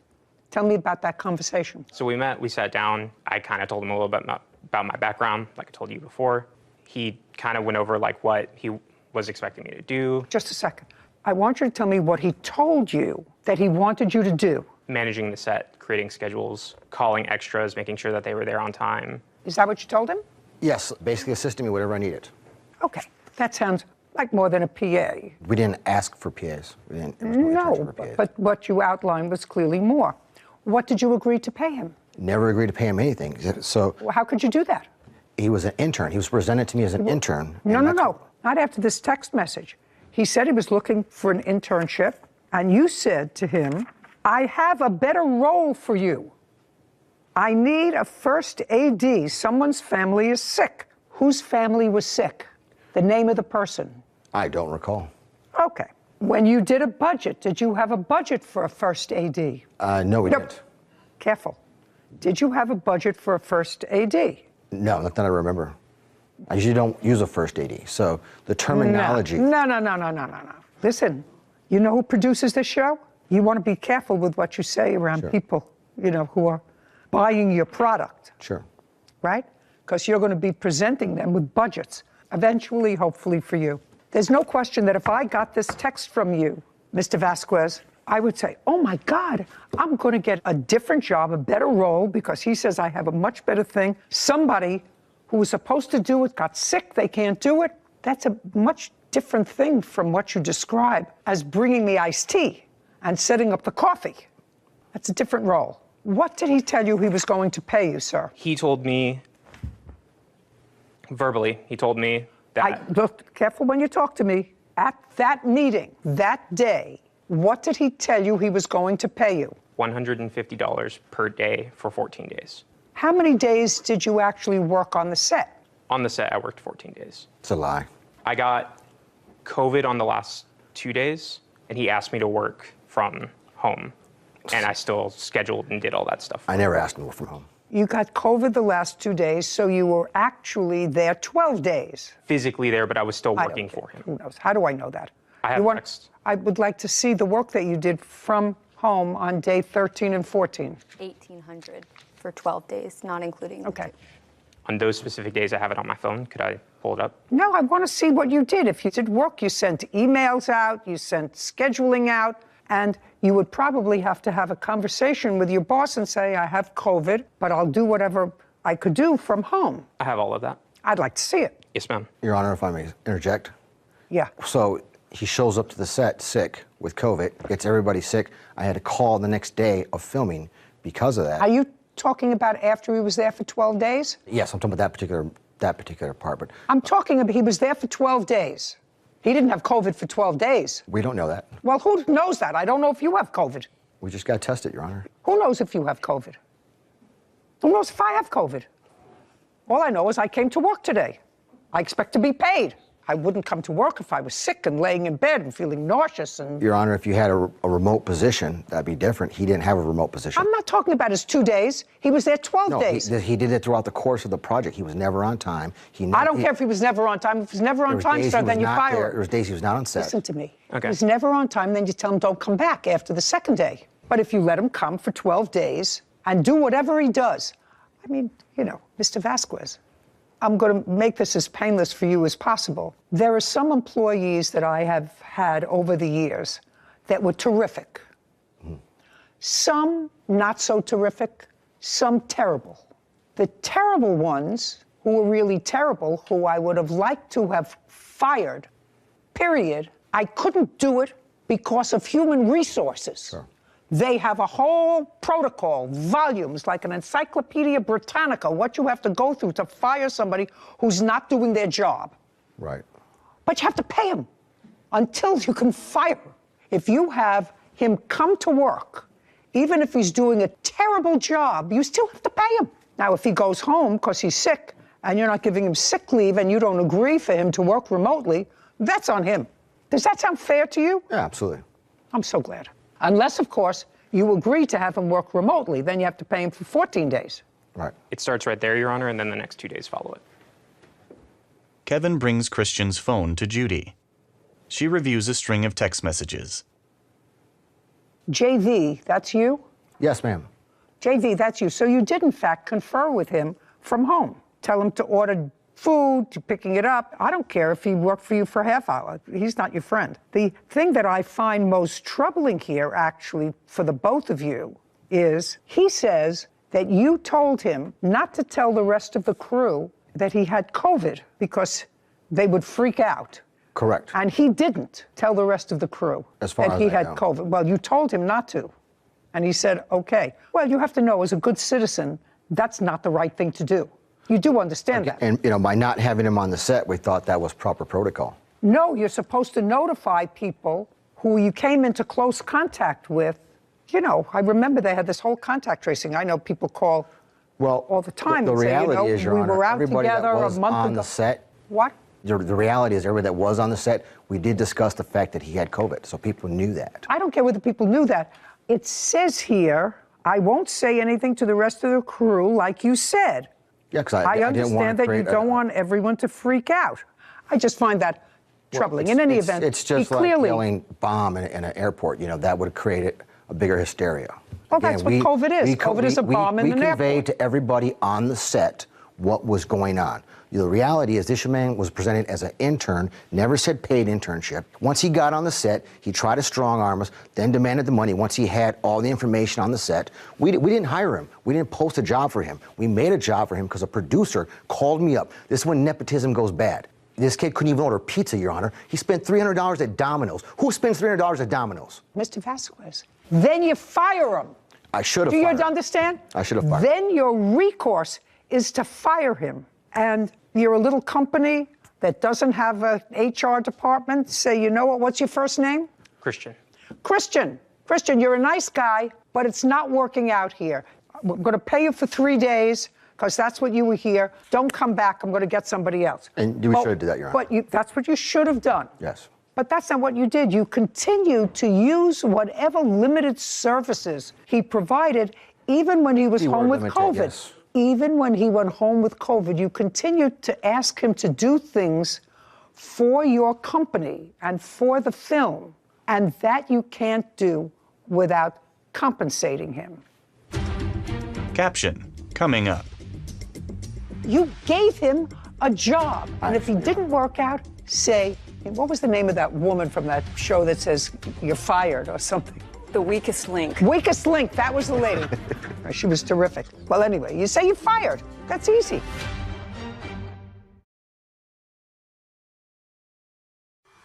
A courthouse. The Judy Justice logo appears. In the courtroom, Christian and Juan. Christian Sanchez has accused his former employer, Juan Vasquez, of not paying him for 14 days of work. Juan claims Christian was incompetent and never a paid employee. Okay, even when he went home with COVID, you continued to ask him to do things for your company and for the film, and that you can't do without compensating him. You can't. Okay, so you owe him $2,100 because I assume you paid him nothing. Now, let's get to the second part of your claim, which is defamation. That I'd like to see. I mean, if you're going to be a producer, if you're going to make films, sir, you have to understand. Say you're not working out, you're fired. Something that I would love to be able to say a lot. I agree. Not I working should have out, you're fired him fired right away. without risking my house and my car and my dog. I was taking him on as a basically. I don't care what you were thinking. Producer That's called not what me, you said. asked me to take him on. That's why I took him on.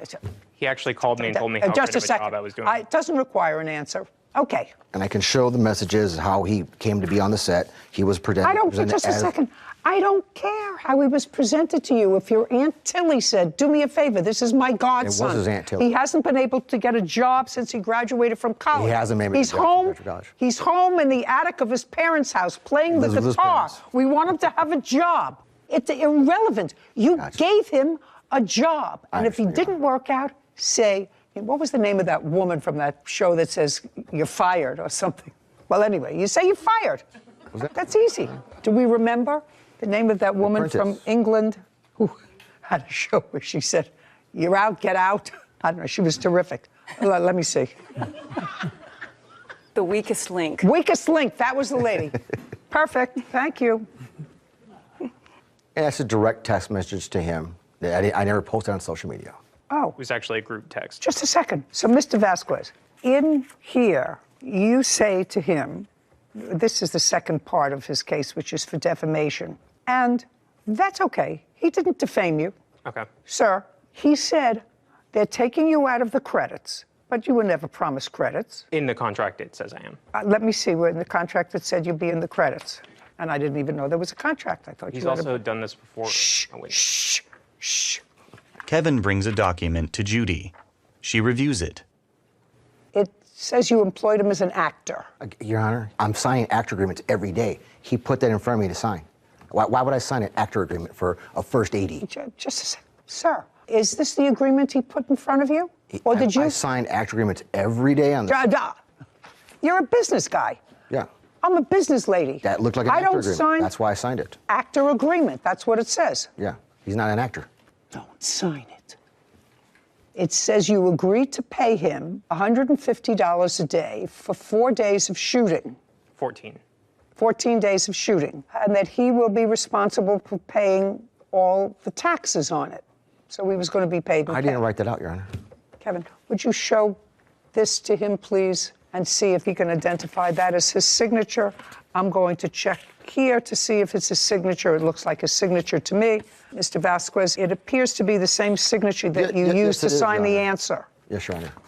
So that's your signature? Yes, Your Honor. Okay. And this says, actors shall receive a credit for acting in the film. Well, that's ridiculous. You didn't act in the film, right? No, ma'am. Well, we're going to strike that out because you can't perform that because you didn't act in the movie. Do you understand? I understand, ma'am. Okay, very good. And it's clear that whatever this says, based upon this, if you delete one part of a contract, let me see if I remember, if part of a contract, Sarah, is impossible to perform, Then it's not fully integrated.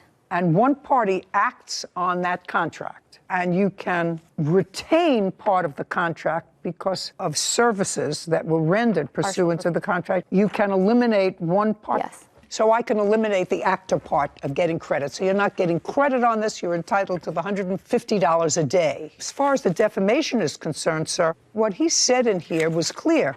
He said he was told by someone else, which is very possible. And the only thing that you can produce for me today is this fellow who said you tried to put together a little bit of a drug transaction. Are you? No. Well, then you're irrelevant. You can produce, because if he says, told me, then he's not saying you did this. He put it in a text to you that this is what he was told. Retaliation whenever I served him the night before. The very next morning, he sent me that text message. I don't care. I don't care. He's not a great businessman. Judgment for the plaintiff in the amount of $2,100. Thank you very much. We're finished. This court is adjourned. Outside the courtroom, Christian then won.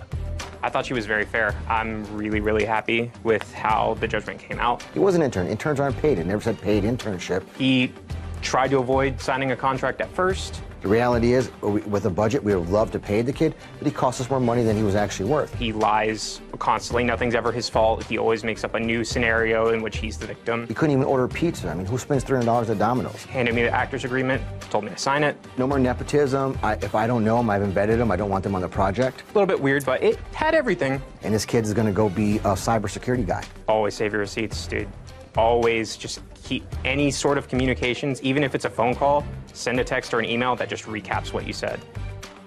I was so happy to vent for a moment on the current inability to fire inept people and to fire people who aren't doing their job, which has been getting worse over the last quarter century. I actually believe that HR is a vital service for people who are unjustly, based on something other than their performance, treated badly by an employer. And harassment in the workplace, I think, is important. Anyway, I got that out of my system. The contract. Yeah, the contract. I think it was unenforceable to begin because I think the form was clearly erroneous. It wasn't the proper form. He wasn't an actor. Both of them knew he wasn't an actor. Right. However, it was signed by both parties, and there was substantial performance on behalf of the plaintiff by showing up to work every day, performing his duties under the contract. So as soon as he substantially performed the contract, the defendant can't then claim it's unenforceable. First of all, because he's not an actor. Exactly. Yeah, that's what I thought. Yeah, thank you. No problem. The Judy Justice logo appears. Want justice? Go to judyjustice.tv. Credit. Garcia is suing club promoter Herman Patine for a refund on concert tickets. Court come to order. All rise. Judge Judy. Have a seat, please. Kevin approaches the bench. Hello, Judge. Case 2184, Garcia versus Pantene. Thank you. Welcome. Ms. Garcia, it is your claim that you purchased some concert tickets through the defendant. You paid him for them. Correct. And you didn't get them. Correct. He has some story about you going on the wrong day. Okay. How do you know him? Through a mutual friend. How long do you know him? Since September, when this mutual friend actually introduced us, and we engaged in this kind of concert ticket purchase. No, you're getting ahead of yourself. You met him through a mutual friend. How? We went out to a club. Who went out to a club? Two of my girlfriends and LP. Went with him? Yes. Well, then one of your girlfriends knew him. You had not met him before? No. Is that correct? Yes, it is correct. And what do you do for a living? I'm an artist. What kind of an artist? Produce and sing. You do that for a living for how long? For 12 years. You have family? No, I'm by myself, yeah. Who do you live with? By myself and my dog. Yourself and your dog? Yeah, my dog, yeah. What kind of a dog do you have? I have a Jack Russell. Okay. What do you know about securing tickets for concerts, music events? What do you know about it? What do you mean by that? I don't understand the question. I know that if you're in the music business, let's say you want to go to a concert. Okay. You personally want to go to a concert with a friend. Yeah. How do you get the tickets? It depends. You either purchase the ticket online if you want to pay the full price, or sometimes people have deal for ticket because they have in, and you get the ticket like that, and it's cheaper. Okay. Now, I want you to tell me, Ms. Garcia, exactly how you contacted the defendant and told him that you wanted concert tickets and what you wanted concert tickets to. So I text LP and I asked him, hey, I heard that you had concert tickets. And he said he did. He's like, oh, I have 2 concert tickets. 2 concert tickets for what? For the Bad Bunny concert for October 1st. When I read your complaint and answer, I didn't know who Bad Bunny was. So I looked it up and was actually astounded to find out that he is a very uber popular rapper. So we were very, very excited. Okay. Did you tell the defendant what you wanted the tickets for? Yes, I told him I was going to celebrate my birthday, and it was also going to be a gift to my sister, and then my girlfriend, whose birthday is in October. And so when is your birthday? October 8th. And did you tell him what date you wanted the tickets for? He indicated that he had tickets for October 1st. And he had 2 tickets for October 1st. He at first had 2 tickets, and then later on said, oh, I have more tickets. And that's how I acquired 2 additional tickets. Okay, so first he said he had 2 tickets for October 1st. Now, when she called you, you said, oh, I have 2 tickets. That's what she says. Okay. I have 2 tickets. Where did you get those 2 tickets from? From someone who's close to the artist. Give me the name. Oh, his name is Clint. Last name. I don't know. I only see him in the club. I get tickets from him all the time. Clint from what club? He promotes everywhere. Like he goes. No, you said to me you got them from him at a club. I'm asking you what club. Well, Your Honor, the name. Actually, he had indicated that those were boxy tickets, and it was the owner of the boxy tickets that he was acquiring those tickets from. Oh, I never said that. The 2 tickets? Oh, no, Yes. I never said The that. 2? Yes. I never said that. No. I want you to tell me, when she called you, how come you had 2 tickets for the concert that she wanted to go to? Were you going to go yourself? The truth is, I always go to stuff like that because I have access to those tickets. Again, even if it's for sport or basketball, I always have access to those type of tickets. So you have access to them? Yes. But she said that you told her you had 2 tickets. When I say access, if I request it, I know where to find it. So when her friend told me that, I say, yes, I can have access to those type of tickets. So maybe my language doesn't help with my grammar. Well, that's true. Yeah, so That's yes, true. Maybe, sorry for that. Maybe it's problematic. It could be a little bit of my hearing, but it's also a little bit of your accent. Yes, I have an accent. Sometimes people don't understand my accent because I was born in Brooklyn, and they say to me, "What? We don't understand you." I understand that, but you understand that sometimes people could not. If they misunderstand.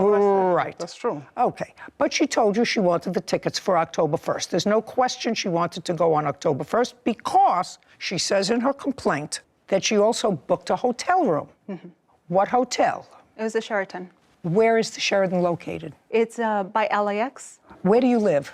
Norwalk. Norwalk is where? Approximately 15 miles east of LAX off the 105. Okay, so you wanted to stay over for the concert? Yes, so just one correction, that my cousin was the one that paid for the stay. And the hotel was taken for one night, and was that the night of October 1st? Yes. For October 1st, the night of the concert? Mm-hmm. So all the girls were going to get together that night, have a little pre-celebration.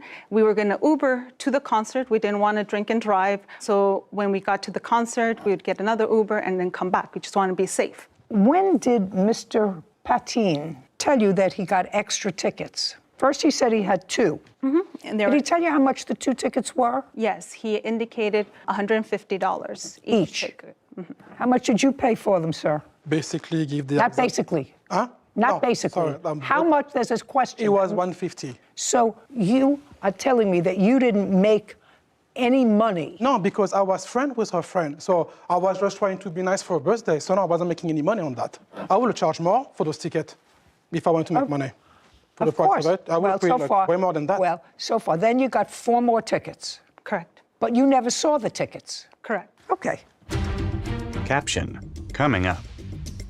They were in LA partying with us on the 2nd. We all drank, we partied, we went to a club. He felt bad for him and got a bottle service, and I have you on didn't. video. No, he didn't. Just He a got second. bottle Video. service, Just a second. But I it have on wasn't from video. him. I have on video. I have on video. Yeah, but that wasn't part of the deal. Don't speak.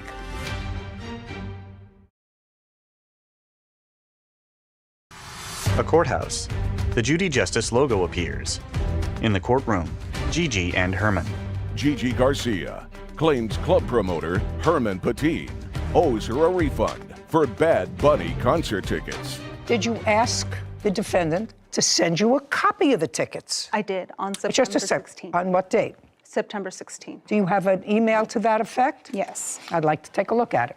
And just so you know, there were 2 tour dates in Inglewood at the SoFi Stadium for Bad Bunny on both September 30th as well as October 1st. Do you know how much he made, according to what I read yesterday? In his touring for the whole of the year, I read that his tour concert in 2022 was almost $400 million.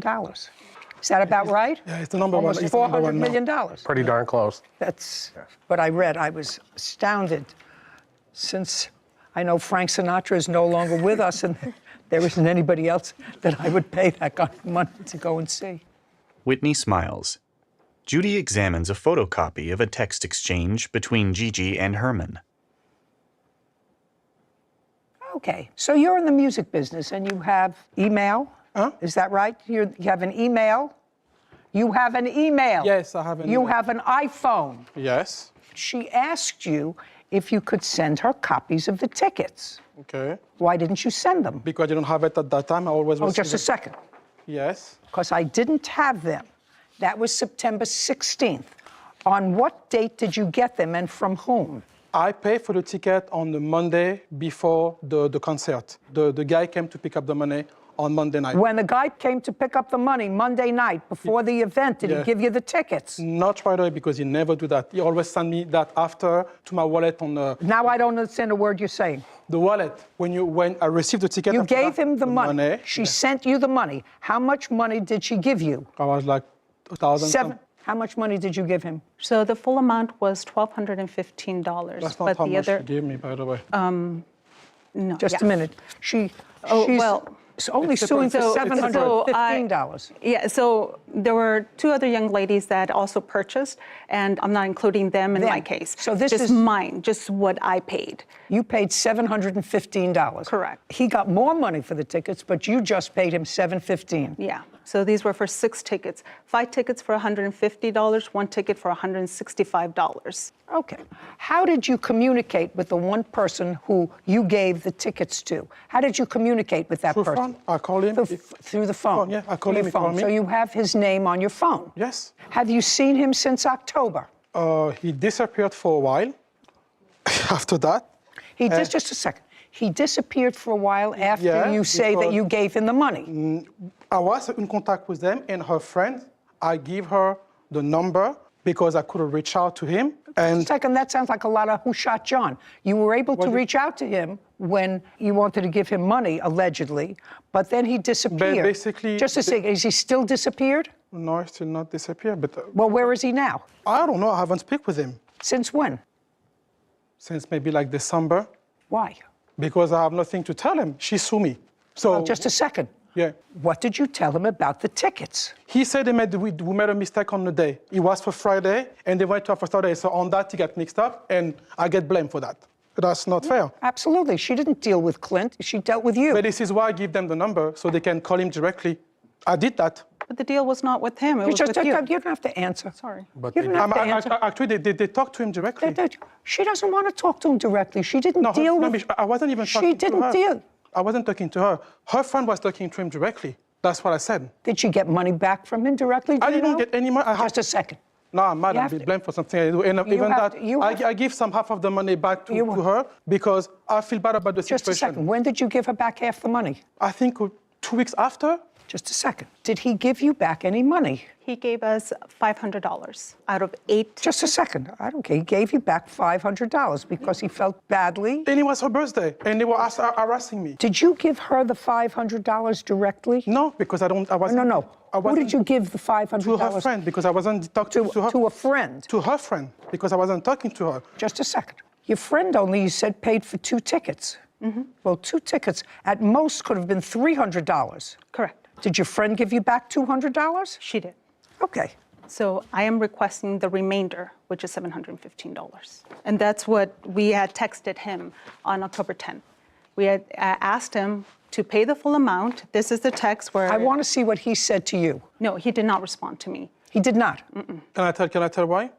Absolutely. Yeah, because her friend was starting threatening me, sending crazy message text when we used to be friends, and it could be resolved another way. And when she starts sending me lawyer crazy email, I'm not answering. So I say, do what you got to do, and that's it. I mean, if you would have responded. Just a second.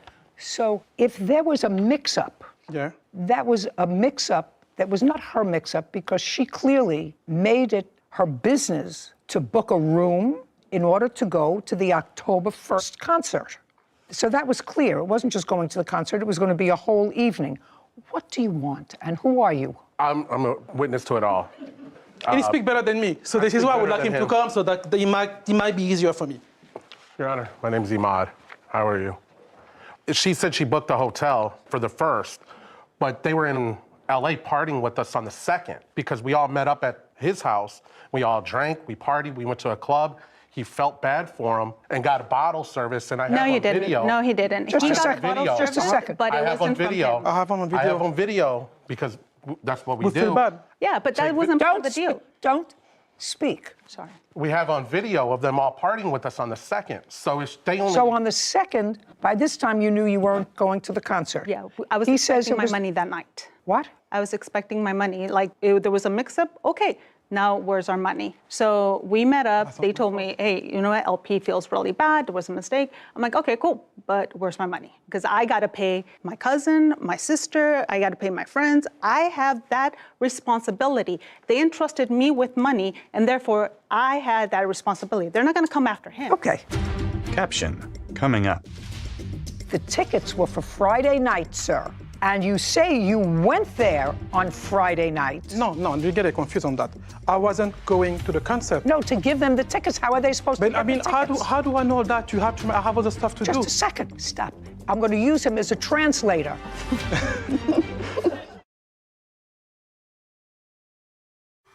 A courthouse.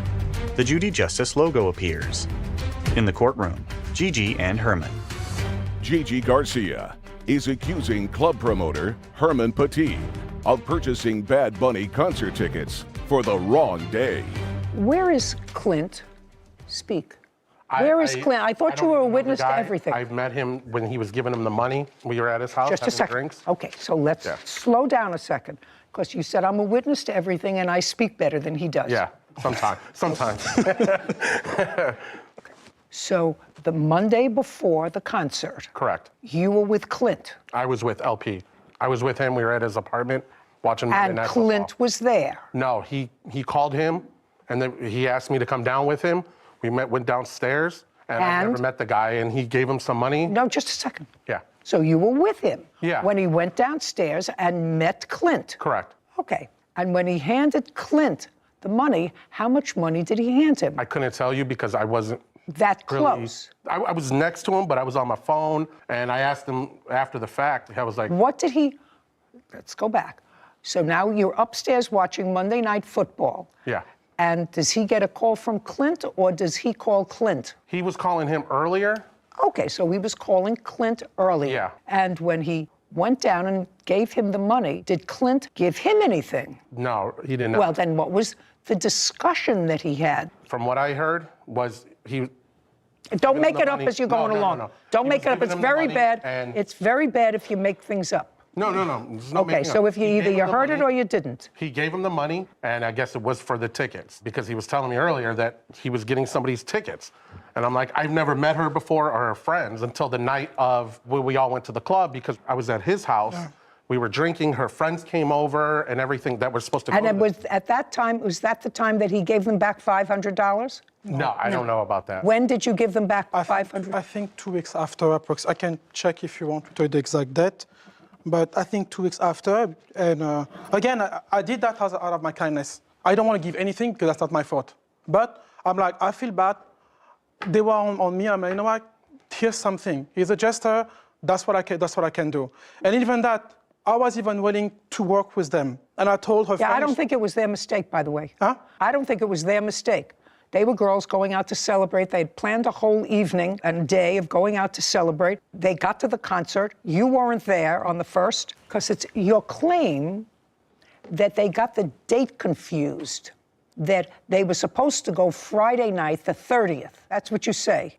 You were there Friday night. We're there. Well, the tickets were for Friday night, sir, which is what you claim. Yeah. And you say you went there on Friday night. Where? To the concert to give them the tickets. No, you get it confused on that.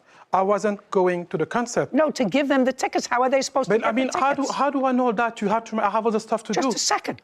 How are they supposed to... Hey, stop. I'm going to use him as a translator. Go ahead. No. Go ahead. No. You hadn't sent them the tickets on the day of the concert. According to your answer, sir, on the day of the concert, which was on September 30th, which would have been what was on the tickets, I waited for Gigi and her friends, but they never showed up. Pay attention to me. So if you went there on Friday to give them the tickets, that's what you say. I'm talking about my house.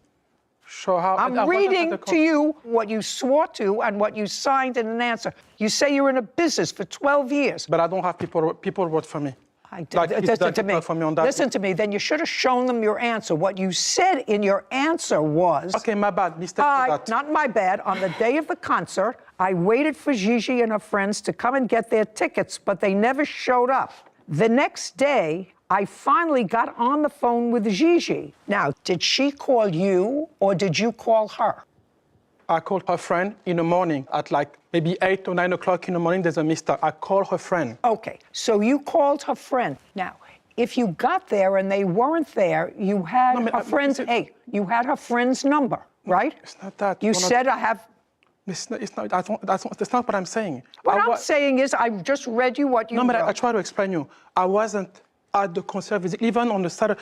For the ticket. How was she supposed to get the ticket? She come to my house, and that's it. Okay, $715. Judgment for the plaintiff. I think you're full of baloney. This court is adjourned. Outside the courtroom, Gigi, then Herman. I thought that was really fair. I mean, when you enter a verbal contract with someone, you expect them to uphold their side of the deal. If they don't, then they have to give you your money back. That's her problem, not mine. And I give something just out of my kindness. She should just take that. Asia wasn't the bad person on that. That same night, he had indicated that he felt really bad, yada, yada, yada. And we thought, hey, it's legit. We're going to get our money back that night. And he's like, oh, let's meet up at this club or at this, it was a restaurant, then club. And it was. I wouldn't be partying with somebody that just screwed me out of tickets. Exactly. Doesn't make sense. It's like if somebody screws you out of money, you gonna go party with them? Highly doubtful. It doesn't matter. That wasn't part of the deal. The deal was concert tickets for this amount of money. No concert tickets, I get my money back. Plain and simple. Yes, over. For a favor for friends, yeah. Judy and Sarah. So we're having this discussion, you and I interpreted that sentence as he waited for them at the concert to give him the tickets. You point out that that sentence could also be interpreted, I waited at my house for them to come and pick up the tickets. Either way, Sarah, the right thing to do is if you've got $1,000 of somebody's money, because there's no question that this guy took a vig for himself, and if they don't come, and if your friend is a friend of hers, then you call at 5 o'clock at night and say, you know, I have your tickets here. Yeah. Where are you? He doesn't. The next day, he calls his friend and says, you got the dates mixed up. Yeah. Instead of calling at 4 o'clock. So either way, to me, it doesn't make any difference. I agree with your final ruling. If he was sitting on the $1,000 that he had and tickets that he knew were for the wrong day, the friend deserved to call that day in the morning. Or maybe he didn't have any. Or maybe he didn't have any tickets. I'm not disagreeing. I just think that one point you hung your hat on about either being at the concert or being at home was sort of a minuscule point if he didn't have the tickets at all. Yeah, and I don't think he had the tickets at all. I agree. If he did have the tickets, one way or another, he would have called their mutual friend and said, you know, I have these tickets here. They're $1,000. They're $1,000 worth of tickets. It's a good excuse to say they wanted to come for them on a wrong date. Yeah, hustle. Title, Judy Justice. Are you a victim of a scam?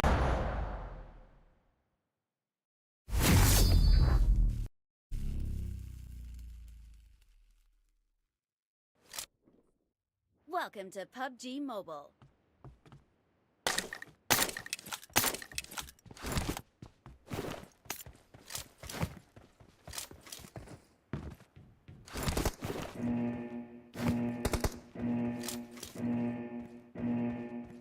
Team match, let's go.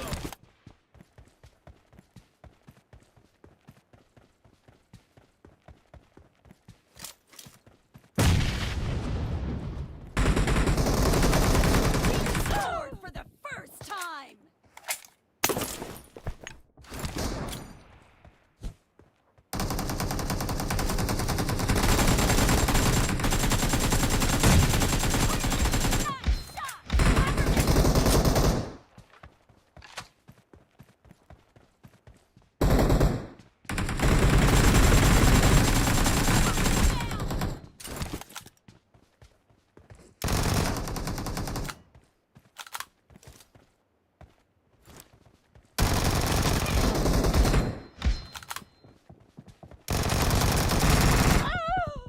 Let's go.